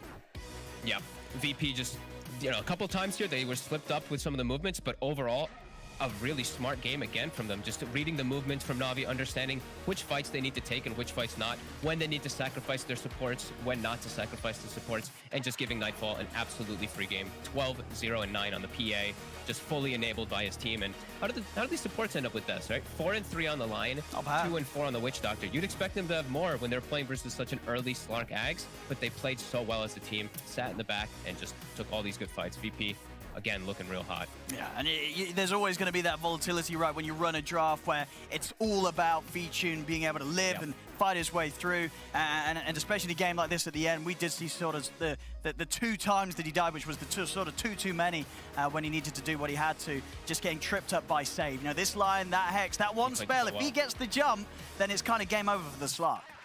Yeah, I can't even say how well the Lion did play in so many situations. I was just like watching his perspective and just like chilling around his area, and he's just so patiently waiting. He's not even looking to blink stun the Chen, the Alchemist, nothing like that. He's just waiting, watching for BKB to end, waiting for the Dark Pact opportunities, and he found them a few of the times. Yeah. Very nicely done by VP. There we go. Fun game nonetheless. You know, it's interesting to see Navi come in with a clear idea, but VP, they definitely had the answer here as they'll turn it around and they'll take themselves game 1 in this best of 3. In convincing fashion at that. A very strategic start to this best of 3 series. We're going to break down game 1 and prepare for game 2 after the break.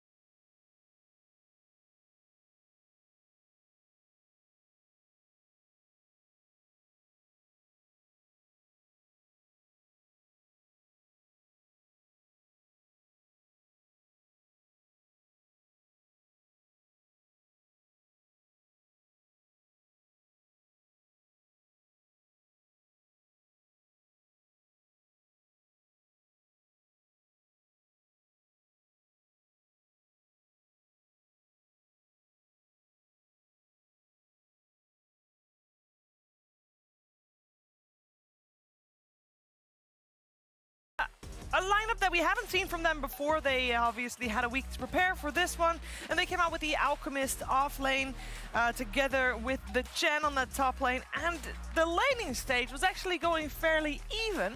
I'm here with Kyle and Tigov to break this game down, but see, the laning stage going even when you have an Alch in the game shouldn't be the case. No, right? I feel like laning phase going even, I think, is somewhat a product of the lack of pressure they have.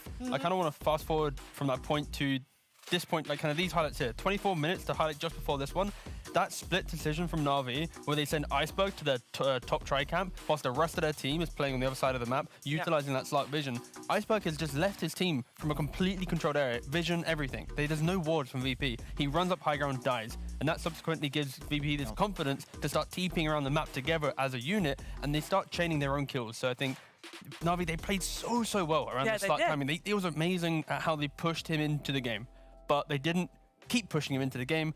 A couple pickoffs, suddenly you can't really contest Roshan, and the game's completely lost. So they really bought that Ags and gave it to V2, and it was You excellent. have to. That's the strat. You saw that Roche fight.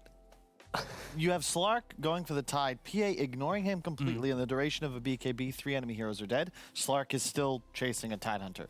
The trouble with this lineup is that even Slark, with an extra 4,200 gold in his pocket, cannot deal enough damage to match the PA with 3 items. No, of course. If you're Navi, this draft can work, sure, but they needed that Ags timing to win them the game, and they didn't even really get a tier 2 off of it. But that's the key thing. Like the points I was mentioning, Navi were able to play their draft and bring out what the small things that VP they could. let them play their draft. No, but I agree. But like they just farmed. No, but like there's still the point where if Navi didn't get picked off, then that Roshan would have been theirs potentially. That second one, they had the first stages and they were playing really well. It's the point that they had to play perfectly. VP identified that you said, and then VP just picked them apart. V2 has to have no deaths on Slark, and he had like 2 deaths. So that's too many. 1 death right at the very end. Ah, okay. And then they GG'd out immediately. That was it. They knew it was over. This game, though, I mean, we can talk about how Navi didn't play the way that they should have, and maybe they made some mistakes here and there, but it was also mostly VP recognizing exactly what Navi needed to do in this game, and they just didn't give him anything.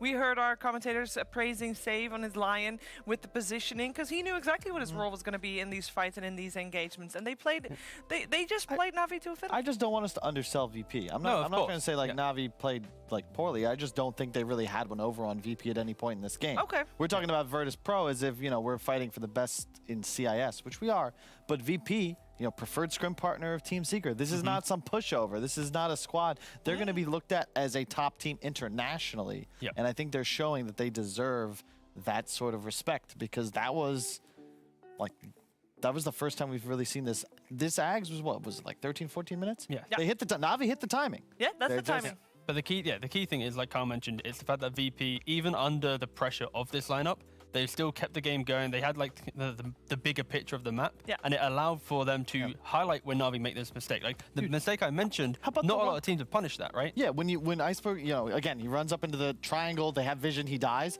but the immediate like 5-man TP, exactly. Nobody does that. Yeah, like I can hear them just go, like just screaming to just literally go the map from here to here. Exactly, it's very good for sure. And VP just really showing that they can identify the timings. A lot of these teams, just understanding the timings is critical. And VP, they clearly understood the timings. They did, of course, give Navi a bit of space on the map. They died a couple times, maybe that made the game dicey, but they understood clearly how to get back in the game and just close it out very cleanly. Very cleanly indeed, unfortunately for Vichun. He had a good game. I think Purge is going to talk a little bit more about that Slark. Thanks, Cheever. The Ags timing was executed really well by Navi. I like what they did with it. They grab Ags on Slark with the Diffusal Blade. He instantly moves towards Nightfall's position. Very crucially, though, this first pounce was just a little bit too short to catch Nightfall. He has to immediately use his second pounce to leash the PA. If he gets there a fraction of a second earlier, PA gets disabled here, gets killed by disables from Crystal Maiden, and this first rotation is completely different from Navi. Instead, they end up losing the Crystal Maiden. The Ravage almost catches V-Tune. He ends up backing out. They kill Tide in the end, but it's just okay. And that's basically the entire picture of what Navi does in all of these clips here. Is they're doing fine. They're map controlling amazing. They're utilizing Slark with his extra HP that makes him unkillable to deward really big observer wards here on the map. which they consistently got, but they never really got enough of a bite onto VP because VP played so well. Here's before Roche, Slark walking up into this area just to make sure they didn't have vision, to make sure they always want to fly can D-ward. They're about to start Roche, but then they see Virtus.Pro showing up. They run forward, get some pressure into Tide, but he gets defended because he's tanky and hard to kill. They back up and finish Roche, but again, getting some stuff out of the map, but not quite enough. Here they are re-dewarding this cliff, knowing that it's there. Their vision control's perfect. He goes on save over here, but something that's kind of crucial is that every single time that he goes for a kill, he's using 1 pounce charge just to get somewhere faster. VP is always anticipating this, and as a result, he only ever gets 1 pounce charge on his targets when he goes on them. Forces him to do these like kind of crazy dive. Save reacted insanely well in almost all of these circumstances, and they keep chasing heroes across the map, trying to find them. Then Slark runs top, pouncing on his way to get there so that he can help initiate. But it just always feels like a force, and as a result, it's just hard for Navi to get those kills. But imagine if Slark hits level 13 faster, his pounces are maxed out faster, they're on lower cooldown, it's going to be easier for him to kill supports, but VP consistently played so well that they did not let him snowball off of kills, and that is just really good props to VP in this game. Props to VP in that game, indeed. Thank you, Purge. Not just props, but also the W. The win goes to VP in that first game. Let's see if Navi can force out a third game of this series. We're going to find out. We'll be ready with the draft of Game 2 after the break.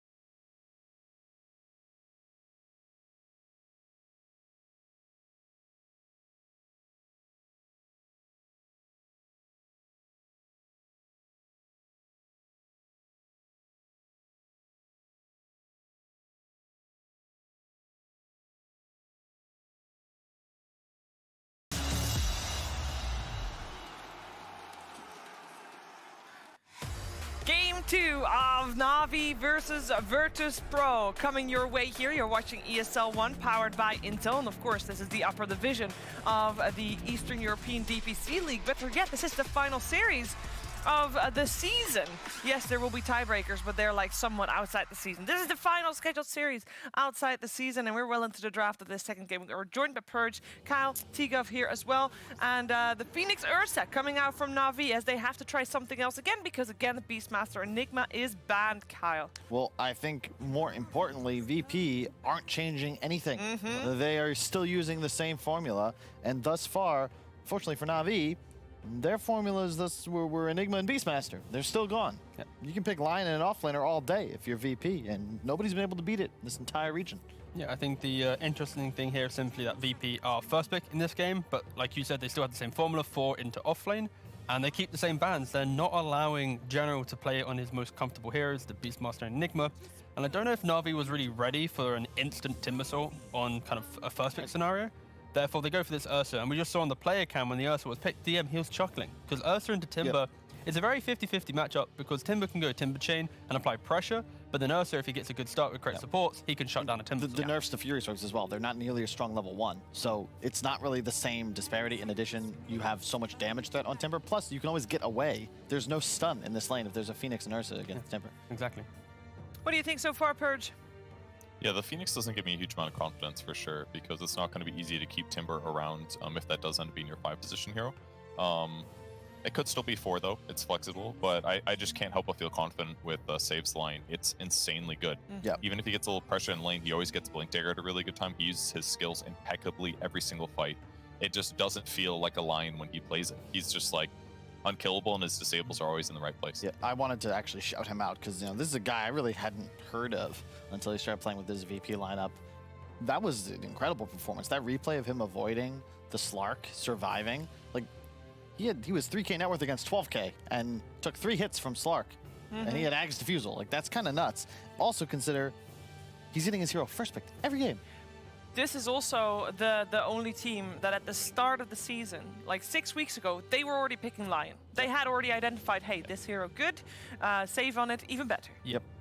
Yeah, I think Folk mentioned it beautifully in the cast. It's the idea, the discipline that you have on position 4. When you have the stun on your team, you need to know who and why you're stunning. And some team players can kind of get a little bit lost in the game, but no, Save, he consistently just shows exactly why he needs to initiate. Another excellent 4 and offlaner, Zai. The most important thing you need in Dota 2 to succeed is patience. And I believe Save definitely demonstrates that. Love their second phase bans as well in these top tier matches. They're never boring. Makes total sense. You ban the Iceberg Doom. It's the hero he's really looked the best on so far in this league. And then Mars Tide. You already have your offlaner. Take out 2 of really the only tier S remaining in the pool. What's General gonna play? I don't know. The interesting thing here is VP, they're not looking at the hero matchups, because when you have Timbersaw, naturally you don't really care too much about a Mars or a Tidehunter. But like you said, it's maybe more towards the comfort of General. Like, even though those heroes would be hard countered by Timbersaw, what they bring to the game is still simple. You know, if you arena X hero, they should die. If you ravage a hero, they die. If not next to the Timbersaw. And unfortunately for General, one of his best is just so nerfed. I don't know if you could play it, but a Bat Rider looks really nice in a game against Timber.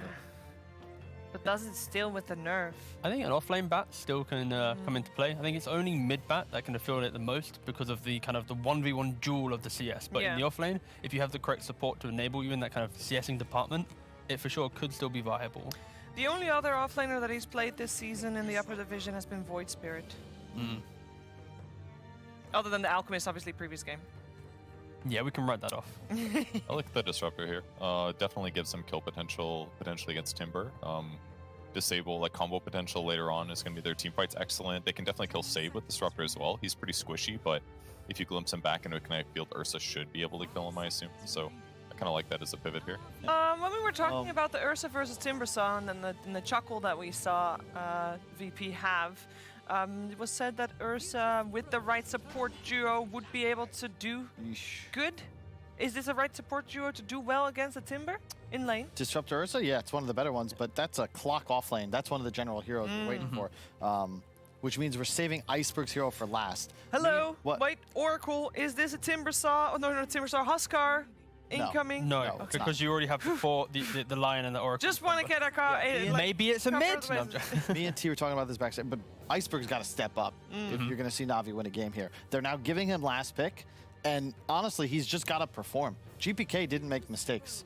You know, Iceberg made a couple, and that's going to be a disparity here. Like the Monkey King, you know, Oracle MK, if you time it right, and I believe GPK can play it, this will likely be his hero. Yeah. You can mischief the damage from Oracle ult popping and survive basically everything. But the key thing here is, wait, go on, Purge. Does that actually work? That actually works. Sure. Yeah. Okay. So a key thing here is from the previous game when Slark was jumping these supports, they had to utilize buybacks to really keep themselves in the fights. In this game, because of the Monkey King, especially against Ursa, Clock, and these type of heroes, you just have to stand inside Wukongs. You know, your Monkey will indirectly cover your supports now, enabling your fight. And then Timbersaw, he's the hero that's going to be baiting out the fights. But no, I love the fact that Navi are really going back to their kind of big comfort heroes for their players, and it's complete aggression. Like, if they can overwhelm their opponent, this lack of team fight from VP, it is save and Monkey King versus the world and now you banned the two best mixed damage mids left in the pool that could pretty much play the carry and tower pressure for Iceberg. SF first, probably Death Prophet next, and then I just don't know what you take. Again, they're forcing Navi onto these like sub-comfort heroes, specifically the people I think you'd want to target, Iceberg and General. And the Monkey King pick is so good here too, because it just protects you against so many mid heroes that your opponents might pick too. So just feels like a great outdraft here so far from VP. I mean, it helps a lot. I'm telling you, this T-Gov was onto something. But when you go Lion plus Timber tied, it's really easy to draft from there. You don't have to think about anything. You just pick. And the best thing is you also see one hero, especially because your first pick. Like, the key thing here is underneath the heroes, you see the pick, right? First, second, third, etc. But when you are first pick because of the Lion, you get to react to the third hero of Navi's draft. So that's where it is just so comfortable drafting in this kind of style. Don't Navi have like lane push issues? Because clock as a 3 typically isn't done because you don't sit in the lane much. You feel like you need to move around to be effective. But if he does so, who's going to replace his lane push? Rocket Flare does it, but hear me out. We're listening. Tinker. It's sure. You have I have tons a soft of vision. for the hero. Tons of vision. It activates your disruptor clock. You don't really need as much damage. They ban out Puck. Telling you, that tells me something. Death Prophet's the easy choice, but I agree with Purge because you have issues with lane shoving, you have issues with your late game damage output, and whenever you have like no wave clear and your team fight's a bit weaker, I just feel like the game gets really hard. I guess the team fight's fine, but they could probably just pivot away from that and just go for like a Lycan or something. There's only a Timbersaw as your it's a answer. Monkey King Timbersaw. Yeah, but like you just run through. You got the Ursa to cover you. It's the idea of just Navi have clearly shown that they do not care too much about scaling and just trying to get out of the game at a certain time or like a win they took it from them. VP, they're in their head. However, this is a very good Oracle game now. Yeah, don't like and don't. That is perfect. Yeah. That is like, because that is the hero Navi want in this spot based on their draft history. Pugna's the lad. Oh, yuck. It's all right. You're just going to die. To you what? Get Yules in the air and you die. You kill the DP pre-Yules. It actually is a very good matchup. It's not been played too much, but it destroys the DP and the idea of the game and pacing. You mentioned mixed damage. This is not Hobson playing here today. Yeah, but Iceberg, gone Purge. I would like Pugna if we knew that like Ursa isn't farming Battle Fear on the back of that. I feel like it might be a little too slow. It doesn't like, I don't know, like it'll be good, but I feel like you would need to like, crush the early game, pressure like crazy with your carry being semi-involved, and Ursa's not going to want to do that. Agreed. If it was like a lone druid, even like something like weird like a Naga Siren, where you either could double down on pressure or just play as 4 really aggressively with this crazy hyper carry that at some point would turn things for you. But you can't really pick an illusion core in this game right now. No, you can't pick the spirits that also jump the backline as well because DP covers you. So Tinker, dude. Do they have to hit the backline? Because between like Clockwork and Glimpse and stuff, I feel like they can't pick people off in lanes. They got picked now. Okay. Queen of Pain. They go for a comfort Iceberg here, the Queen of Pain. It's not as dominant as before because Death Prophet just buy some regen, life's pretty good. But it just puts Navi in that position of aggression. Like game 1, they're going to have these lanes. They're going to try and collapse the map. But fundamentally, they cannot make... They're not impressed. Yeah, they're not impressed with that last pick at all. They can't make these positional errors on Navi where they send one hero to one side, fight on another. And I think, just kind of the macro gameplay from Navi has to be so much better from game 1. They looked somewhat outclassed. What do you think with the final 10 heroes on the board, Purge? I kind of like Navi's stuff because I do see their ability to go around getting pickoffs, but it's going to require always want to fly to not die too much in lane. He classically dies a lot on Disruptor in the laning stage to stabilize his carry. That could hurt their mid-game timings. I just feel like VP's draft looks so much easier to execute at all stages of the game, so I think VP's going to win this. All right, thank you so much. Come back to you at the end of the game. They somehow have like all the answers. You have Oracle in the safe lane with your Monkey King. It's a Phoenix Clock. W prevents all damage. It's only because of the heroes that Navi pick aren't like these S tier meta heroes, right? Yeah. You know, they're going for the Phoenix 5, they're going for the offlane clock. It's like, but these are comfort heroes. Like this is what holds Navi back, though, because these are comfort heroes. I'm not saying they're like lost, but it's an 80-20 outdraft, and it's because they're choosing comfort over what's best in the game. This is what I criticized 104 when we watch EU games. Secret VP, they pick the best heroes for the situation. They have the luxury of having players that are comfortable in every situation. I want to see General's Clockwork pop off against Monkey King. Imagine, you know, you see the flare into the hook shot, and realistically, this is such a hard game for Navi. It is. But you need a little bit of that like IX like liquid magic. All right, well maybe they have that. Maybe they have that when they're being on the comfort heroes. Yeah. Maybe that will work for Navi here in game 2. It needs to work for them if they want to force this to a third game. Let's find out if they can, together with Odie, Pixel, and Fogged. Well, let's find out indeed. I mean, that really is the question, Fog. Coming into this game 2, we saw Navi on the game 1 draft try for some sort of greedy strat, all in on the V-Tune Slark. What do you think of their approach here in what we're seeing from them in game 2? Is it going to be any better? Oh, and this is all out aggressive. Look at General's starting items. That is all I'm gonna say. They gotta just be the most aggressive players on the planet. I think if this game slows down at all, they just literally lose this game. They have to play super clean Dota, super aggressive, and let's see. They're starting it out with the smoke. Oh, let's see if they can get GPK. GPK, well, he's gonna be fine. Oh, he's gonna fly. Oh, I say he's gonna be fine. Actually, GPK went back in. Whoa, that's done though. That's done though. Okay, he does still go down. As Navi, well, they got what they came for. They get first blood. General gets it. That's the quad gauntlets right there really paying off, you know, and they allowed him to survive.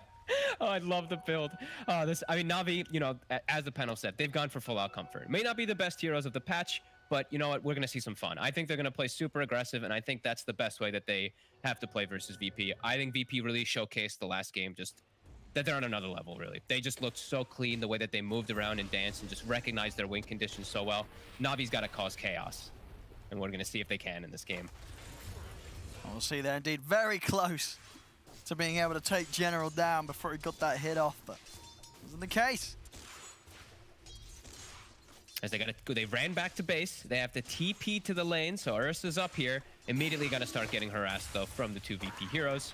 And is already, as we know, the Timbersaw is going to skill chain. We saw it already earlier, and he's versus Ursa, so always a pretty good option.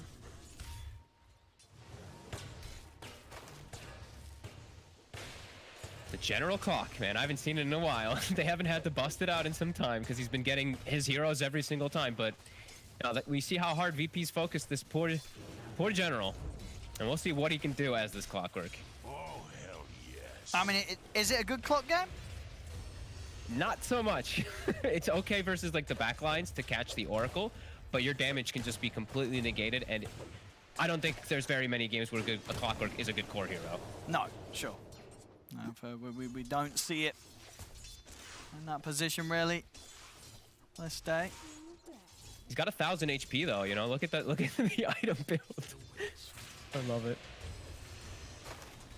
I mean, you know, it's going to be hard for them to kill him in the lane with that amount of HP to work through. I mean, well, I guess maybe not when Nightfall has his boots. Yeah. They're deceptively really squishy on the bottom lane. 1 armor Phoenix, 2 armor Clockwork, and it's a Monkey King. I think this is one of the better lanes Monkey King could be in, with the backup of an Oracle too. I think it makes it that much stronger. As I really like the way the VP set up their lanes, and we'll have to see. We'll have to see how much chaos Navi can cause. I think that's really gonna have to be the name of the game, especially when they pick, you know, Iceberg. They picked him a comfortable hero like that Queen of Pain, but it is into a Lion. So there's always gonna be those disables mid-game that it's just unavoidable. Yeah, and we saw how well Safe was playing the Lion last game, so yeah, he's gonna find those catches. Timbersaw is actually beating the Ursa right now in CS. Just because of this Timber Chain early level and just the way Save's able to play. And there's the mana drain. It's actually very effective and very obnoxious. Disruptor usually wants to be able to spam a little bit more. Save's done a great job of just burn his mana. And down bottom, Nightfall 11 for 3. General 11 for 1 though, so that, yeah, both getting farmed down here. We'll see what General does with his farm as the offlane clock. He's getting some bracers online, so he is gonna be durable at least in the HP department, not in the armor department for quite some time, but I will say. See that blink quickly. That's why we see this Queen of Pain pick in the game, not only just because of comfort, because you can actually blink dodge those Spirit Siphons. And he will have rune control. That's the other thing about the Queen of Pain versus Death Prophet matchup. You can get rotations, you can get rune control, and you can pose better kill threat onto the Death Prophet most of the times, rather than if the DP gets a rotation.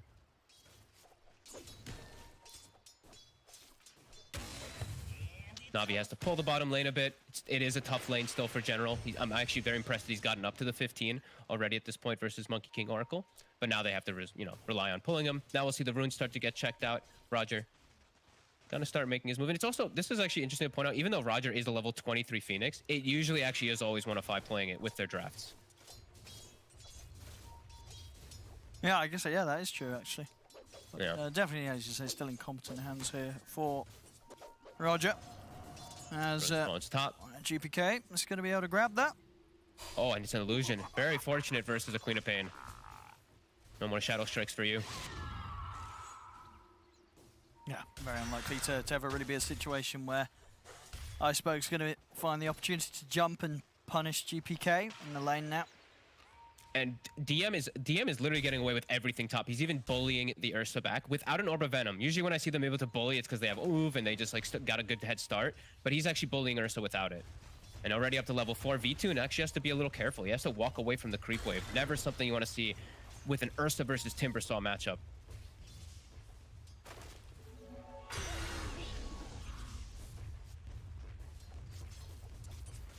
As he can't get a single last hit. He just missed like 6 or 7 under the tower there. VP just running at him made it so that he couldn't actually get a single one of them up there. And DM is being a total nuisance as they'll push them away from the bounty runes. And we see the 2 illusions from it. GPK deny both bounty runes on the bottom side. So it's VP, 2 bounty runes for themselves, and Navi 0. Big moves coming out from him. Yeah. GPK not missing a beat.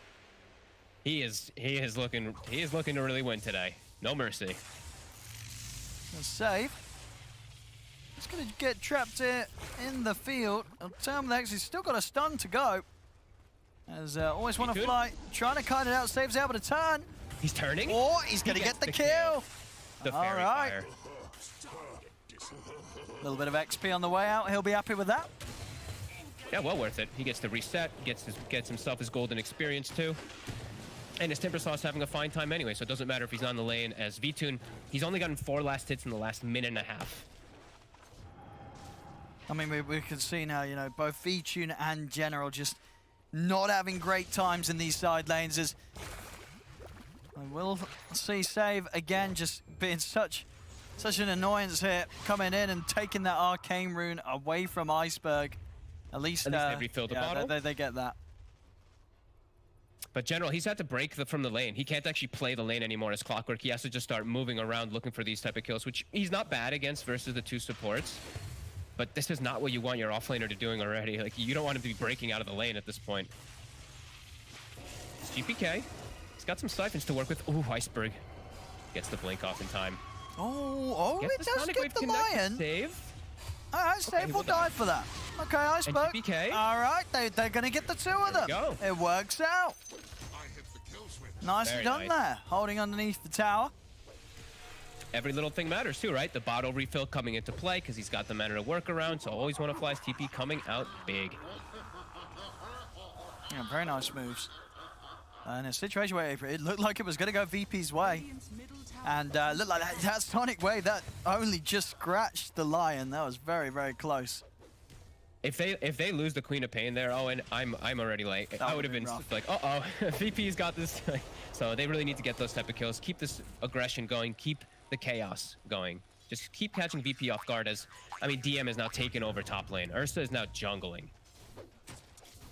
That is a huge concern. They even see it now with the ward too. So DM, he's just going to be able to press the issue forward even more.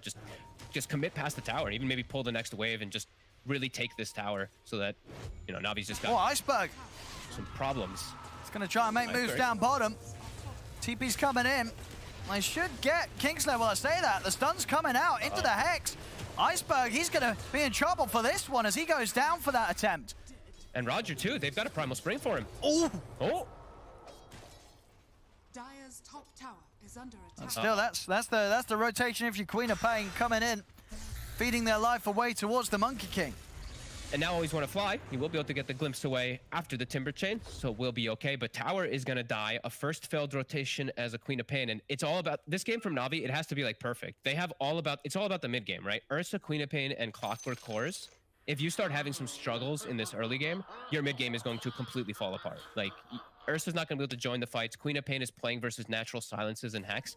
And it's a Clockwork Core. Has to cause havoc as he's level 4. Oh, and this is not looking good for Navi at all. I mean, how's his build going? How many braces are you going to turn those gloves into, do you think? I think that's it. I think that's all he's getting. All he's braces.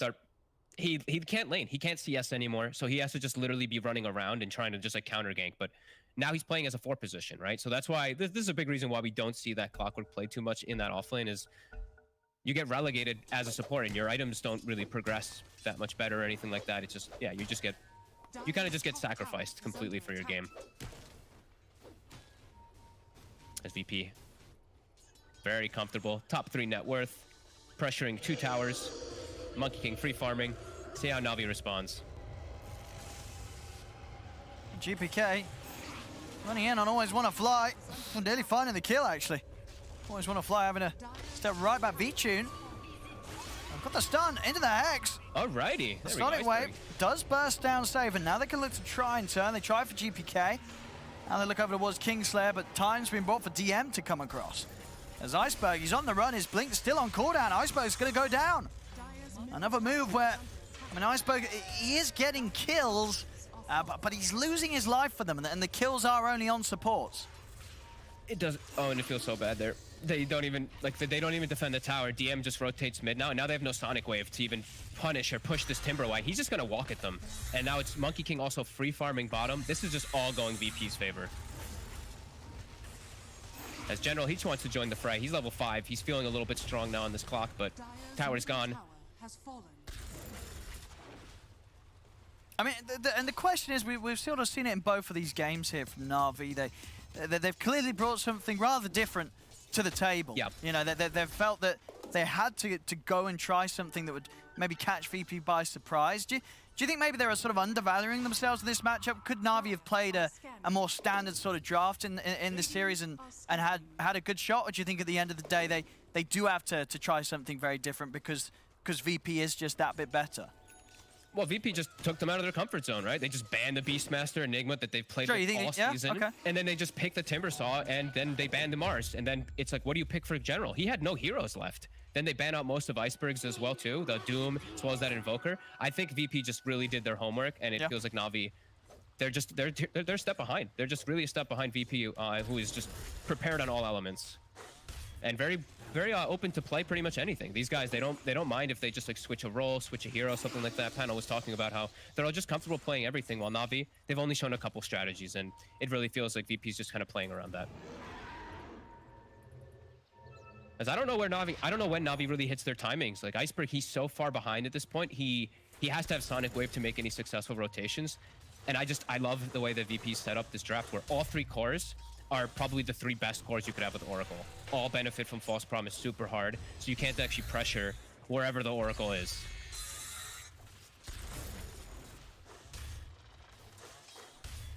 So we'll see as Navi, they're gonna have to sit back and try to get some farm up, but farming into this VP game, you know, VP, it feels like you're playing into their hand.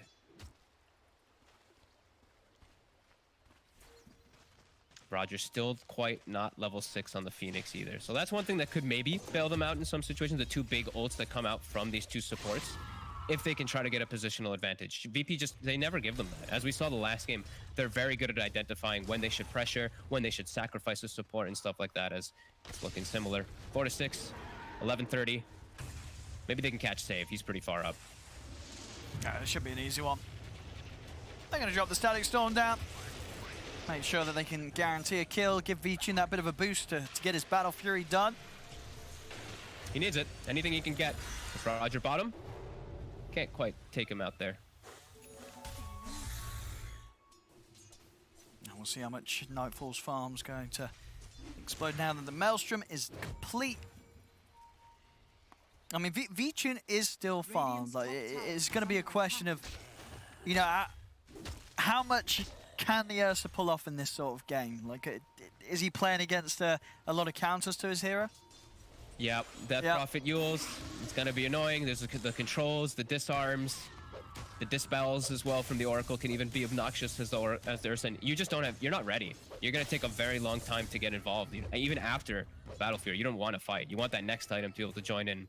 VP, they're going to start really kicking up the tempo. Death Prophet's about to have Yules, so he has that natural counter versus Ursa at all times too.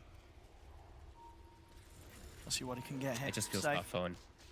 Just like Clockwork and Queen of Pain cores.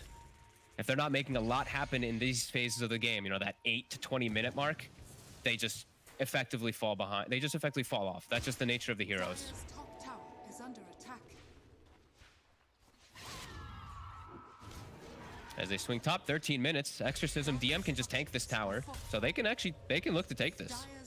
And then they'll be able to deny the outpost, and it forces Navi's hand to maybe go fight.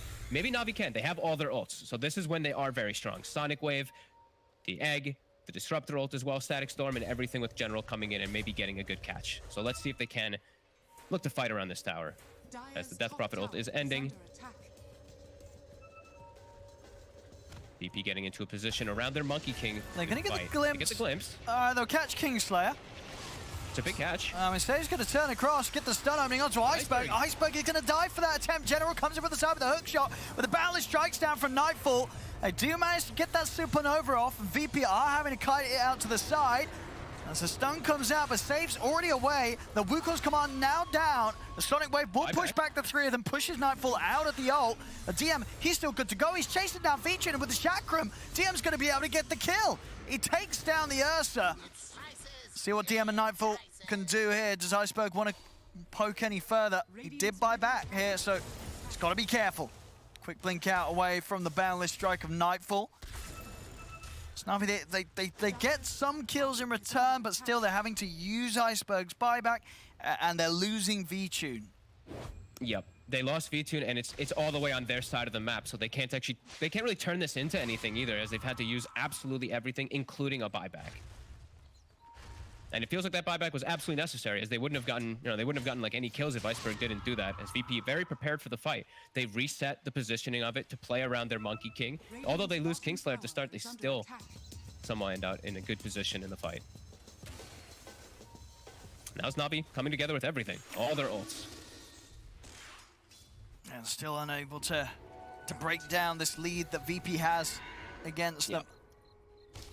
And their lineup is about early game, so if they're not commandingly winning these big fights at this point, it doesn't feel like it's going to progress into anything else. At least they have stacks, so V-Tune, he has some ancient stacks and some hard camp stank. But now this downtime, it feels like it plays again still into VP. They're comfortable. Their lineup, it scales really well, as Navi's, it does not scale that well. Only the Ursa really does scale that well, as well as I guess the Phoenix, but you want your other core heroes to scale in comparison. As VP, all three scale super nicely. We'll see if Navi want to tackle the potential fight in the top lane again, or if they'll let this tier 2 go. They have a good ward up, at least, all the way in that top north side, the Tinker ward, to at least watch the Oracle's positioning. So maybe they could still be catching Kingslayer. But GPK, he's got level 2 Exorcism. VP wants this tower pre-20. They're going to get it. And they're going to get it. And they're saving Exorcism. So do they knock on the base, or do they just swing for another tier 2? Maybe just swing for another tier 2. Now they could go another tier 2, they could go for Roche. I've got plenty of options here, VP. Yep, and there's the outpost. Kingslayer is grabbing it.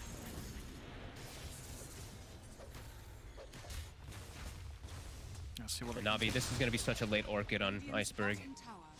they're going to be probably getting close to the BKBs on the two main core heroes. Actually, Nightfall's not even going for it. He's going SNY. He's going much more greed. And they're setting up a rush. So Exorcism plus DM tanking it. They can do this with full HP. Yeah. And Navi, they do have everything ready, but fighting into this pit, that gives VP the opportunity to catch the heroes running in, which makes it a lot harder. Yeah, it's pretty impossible. Yeah. To turn up here. Kingslayer's Shadow Amuleted on the side too, so they wouldn't even be able to find him if they did jump into the fight.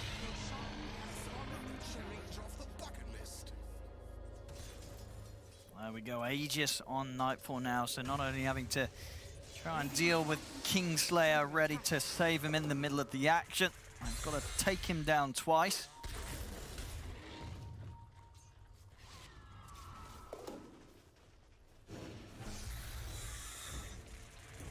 This is still a tough game for General. Still lagging behind quite a bit here. Not much he can do. You're a three-position clockwork. You can't show in lanes, you can't farm. You have to just get farmed through kills. And he's only found, the 2 and the 2 assists as well. This VP. No, this move is coming. DM plays very defensively. Even cutting himself all the way back, not even wanting to walk through the lane in case he gets caught behind the tower. That's a good read. They were smoked rather close. And the other two core heroes, they're playing. I've been saying this a lot recently, but it's the buddy system. You have one of your supports sitting behind you when your other hero is showing. So even if they look to make moves on the other side, your support might just tank the gank for that opposing core. So splitting up their resources as well, and Navi unable to find anything besides just putting down a nice aggressive ward at least. That's the Orchid done now. But as you say, it's not a quick one. It is a slow timing this game. Not that bad though for how many deaths it feels like Iceberg has had. Sure. 18 minutes isn't that bad.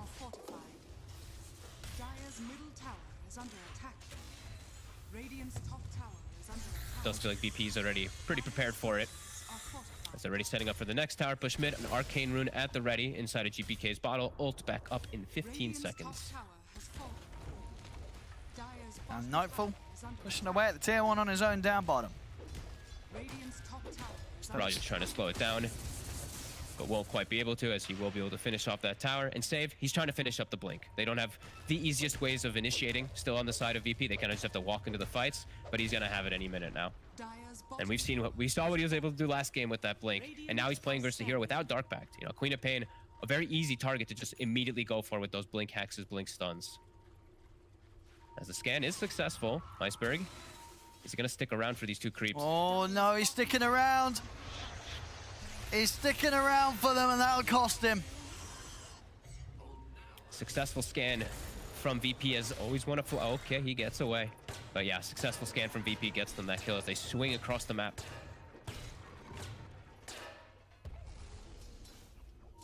Just now that's a long death. Yeah. That was the buyback, right? That was the buyback death. So it's 50 seconds without a Queen of Pain. Extra time where he's just not able to have the impact that he needs to as a quap with this Orchid rush. And now it feels late, right? Because now it effectively is like a 21-minute Orchid when he responds, and GPK, he'll nearly have that BKB done. Yeah, he's got Yules, he's got BKB, he's got an Oracle behind him. DM's pretty much got a Lotus Orb. Yeah, that Orchid doesn't feel too great anymore.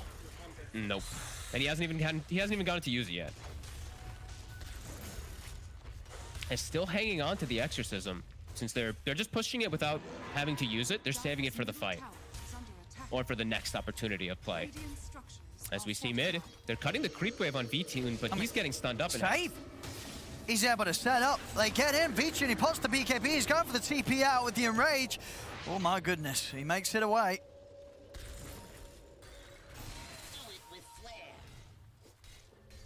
And that is the blink reveal, General. Has to cancel his TP. I was going to say, he's not going to be able to do anything here against DM. As, okay, he can get out with the hook shot. Always want to fly by his side to give him something to jump to. They're going to chase. They have the other 2 cores connecting. DP and Monkey King were thinking about starting to jump over. Glimpse is still on cooldown. Ooh, he's in. Can he get anything else out of this, Roger? He's out of the map, back over towards mid. Nightfall, he's able to trap V-Tune in the ult. BKB and Enrage is still on cooldown. He's got to get out of it. The Static Storm has to be laid down to stop Nightfall from chasing. No, glimpse him, but he's got the Aegis still for 30 seconds. Iceberg at least able to get himself another kill, get use of his Orchid. Oof, V2 lucky to get away though. Think about it, he probably just stepped up and got like stunned and comboed from save. Lucky to get out with his life as his BKB will be back up in 5 seconds. But VP, they've gotten so much time now to just back away and just sit back, farm, finish up all these items to counteract, as you say, versus that Orchid. That BKB nearly done on Nightfall, BKB nearly done on GPK, and Lotus Orb is finished on DM. So they've got the answers already.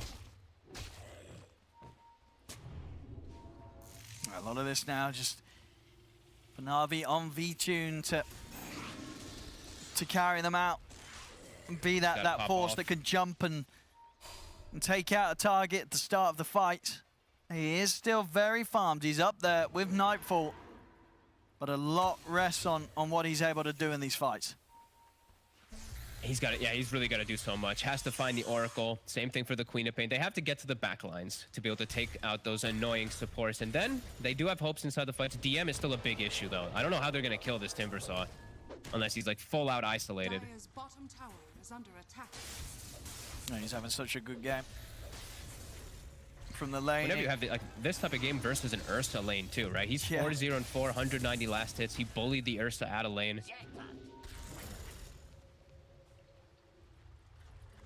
VP, get an aggressive ward down, and now they're looking to smoke. They send the Monkey King top, and then they're going to go try to back him up. They also get a successful scan, and he has BKB. So they are very ready to fight. And so does GPK. Oh, man, yeah. Double BKBs. Now the Egg, the Disruptor, the Clockwork, even the Queen of Pain just almost fully addressed. These fights for Navi, yeah, V2 has to just pop off in the backline somehow. Does not feel easy. Maybe Navi can catch the backlines off guard here with this smoke. Oh, GPK has another Arcane Rune. I swear he's always getting Arcanes. Oh boy. Even has the Essence Ring too, so he pops that before walking up the high ground, so he's just effectively tankier from that max HP increase. Navi, they're not finding him. And we'll see DM now. Radiant's courier. At least Another smoke from VP though. They've got this big timing with double BKBs. They really want to show it. They really want to bring it to Navi, as Iceberg is split away from his team. Oh. They're going to be able to find always want to fly. It's in the best interest to get everyone else out of there, but the Boundless Strike from Nightfall catches onto General. He will manage to hook shot over towards the mid wave. And that will keep him alive, so again able to run. Well, I say that actually, yeah, Nightfall just able to just swing across the map, closing the gap.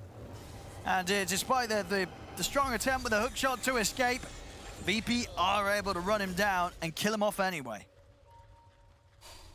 They're so quick with the way they're making the moves. You know, they smoke to make one swing across the map, a secondary smoke to get onto their high ground. And yeah, Iceberg, he wasn't there. So immediately Navi, they just know they have to bail away. Iceberg at least has farmed his BKB, so he'll have some protection if he's able to get it off before the Hex comes out. Save! He's got the Hex into the finger. They're giving everything to Vichun's Ursa. Oh, he's able to get the BKB and the enrage off, but only just. The Static Storm's down on a Kingslayer and save, as they will get the 2 supports in return. My goodness, was that close. They nearly lost Vichun. At least they get two trade kills there. That's pretty nice. And they do get V2 out.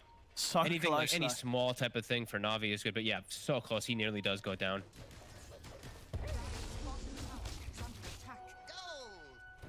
As we're seeing, you know, you might have magic immunity, but the chain stun is absolutely there from VP. And once they find that opening, they don't mess up the follow of VP. No. And now they didn't have Exorcism for that attempt there. Now GPK, he will have it up again, since he did use it with an Arcane Rune last time. And Navi, they don't have any ults. And Roche has respawned VTune. In the area of it, he's actually going to start it. An instant pause. All right, well. Do you know what that means? Packet I think it means packet loss.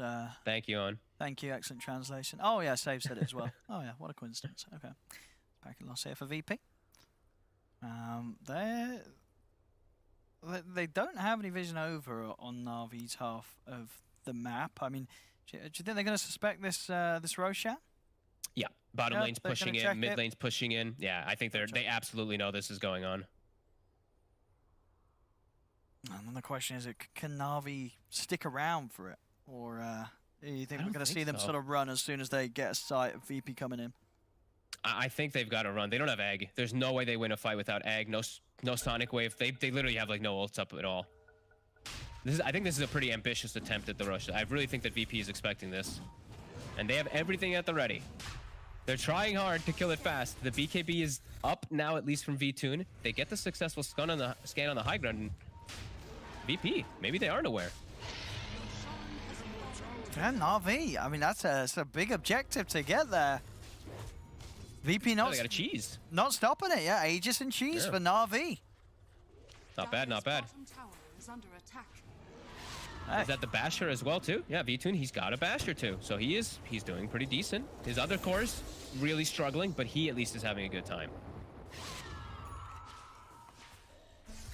Let's see if he can do it. There's a lot to go through.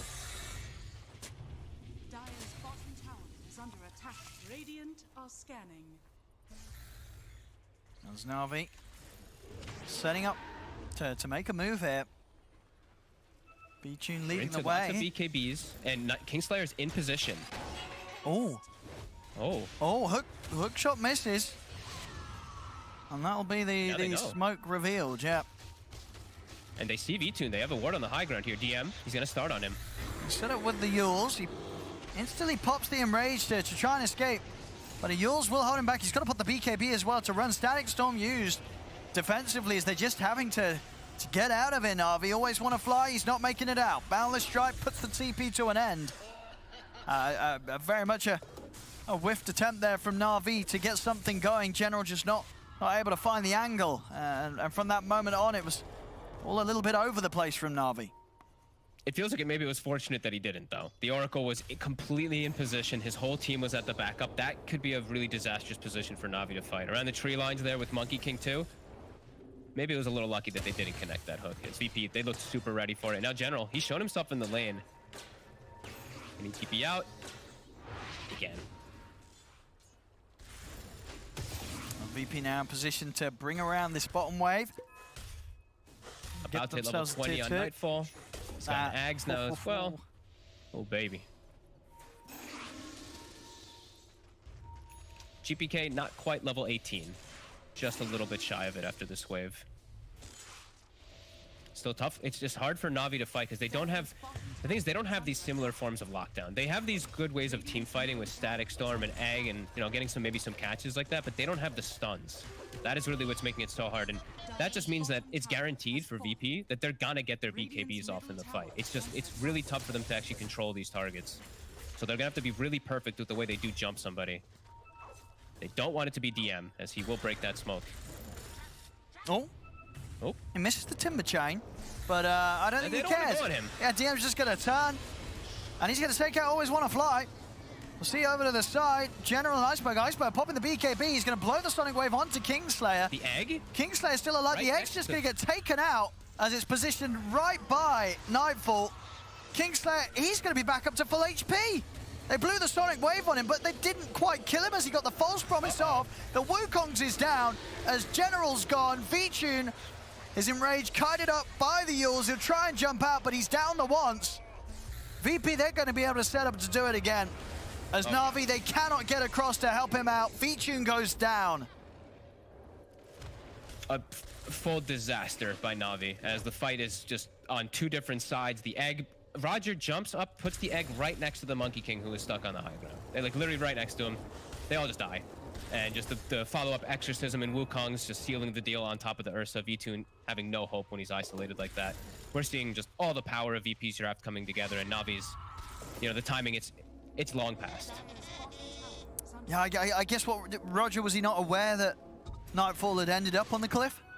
No, he was Sunray burning him up on the cliff to make sure that he couldn't hop down, and then he had to commit because the Boundless Strike came down, and I think Timbersaw was on top of him, so he just committed the dive, and he just ended up next to the Monkey King. He was very likely dead anyway, no matter where he placed the Egg, but it just looked funny because he did it right on the cliff right next to the Monkey King. Nightfall, yeah, certainly going to be happy with that. I mean, still going unscathed this game. 2-0-10 Nightfall. They haven't managed to kill him. Didn't kill him the last game either. He could end this whole series without a death. Looking very, very well done here by VP yet again. Butterfly already about halfway done for Nightfall as his next item. They're really good at just identifying like their strengths and weaknesses in like certain aspects of the game and when they should sacrifice people. Like I'm looking this game, Save, he's got 8 deaths. Kingslayer has 3. That's 11 of the 14 deaths. You know, that's Navi. They're not getting the kills they want. They're not killing core heroes. And it's very similar to the last game where we saw the exact same thing happening. VP always sacrificing these supports in these positions, and the cores just always survive. And they get these cleanups, and they just make the game look kind of easy in a way, the way they dance around Navi's attempted plays. They just are very aware of the map. And now they're going to smoke. They're looking for the head-on fight. DD in the bottle of Nightfall. Smoke will be broken.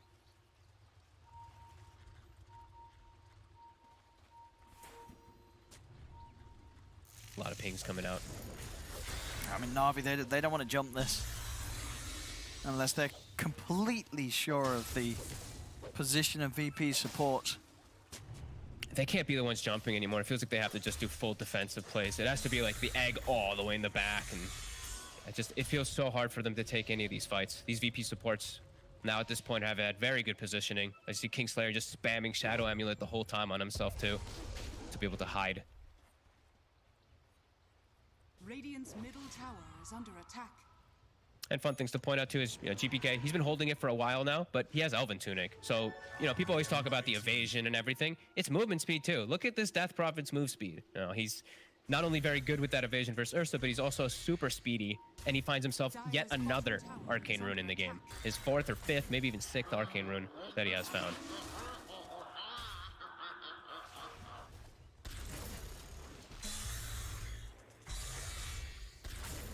V-Tune, what's going to be the big item? It's going to turn things around. MKB. Make that a rapier. I think so. I think I really feel like he needs it. It feels like he's just alone in this game. There's 15k down now against VP. VP. I mean, this is, you know, this is what you want to see from VP performance-wise. You know, towards the end of this league, going in from what will be this top position towards the major. You know, this is the level of play that is the reason why a lot of the fans are very excited to see what VP is going to do on an international stage. 100%. They've been so clean. And Navi have had some absolutely beautiful games, right? They've had some really clean games where they've stopped, but they've also had a lot of these dicey games where it's been really back and forth, and they've just, you know, even dropped some games to teams that they didn't think they would. But VP, they've not shown that. They've not shown any slip-ups, and even Nightfall. Okay, this was kind of cool. So he bought a Quarterstaff. So we see that Ursa queues up MKB. He sells Quarterstaff, buys a full Scotty. Now Ursa's going MKB just to deal with an Elven Cloak of a Death Prophet. Damn. He's debating. Well, in that situation, you definitely want to be getting a rapier instead. Whoa, okay. Balance strike going to be off the mark. Always want to fly. He's out. No, he's not. DM's in. He's got the Yules. And they'll get themselves the kill. DM continues his godlike streak over towards the mid. Iceberg. He's going to put the BKB, but he can't blink out in time. And he has no buyback. He just spent his gold on Shivas. Wait, no, he didn't. Yes, he did. Yes, he did. All right, well. That's a Rax. That's at least a Rax. There's no Queen of Pain here for a minute. For any sort of final fight potentially from Navi as VP. They're getting this mid-Rax here. Fortification will be popped, but especially once they realize that Iceberg's not coming back, they are not going to stop sieging the base of Navi. They'll swing straight up towards the top lane. Oh, the glimpse. All right. Slow down Nightfall a little bit, but a minor inconvenience. Yep. Slightly annoying. V2, you know what the saddest thing is, Owen, honestly? The fact that they still have the cheese on Navi from when they got the Roche earlier. They just haven't even had a chance to use it versus VP. I haven't. VP's just not allowed them many opportunities to fight. Nope.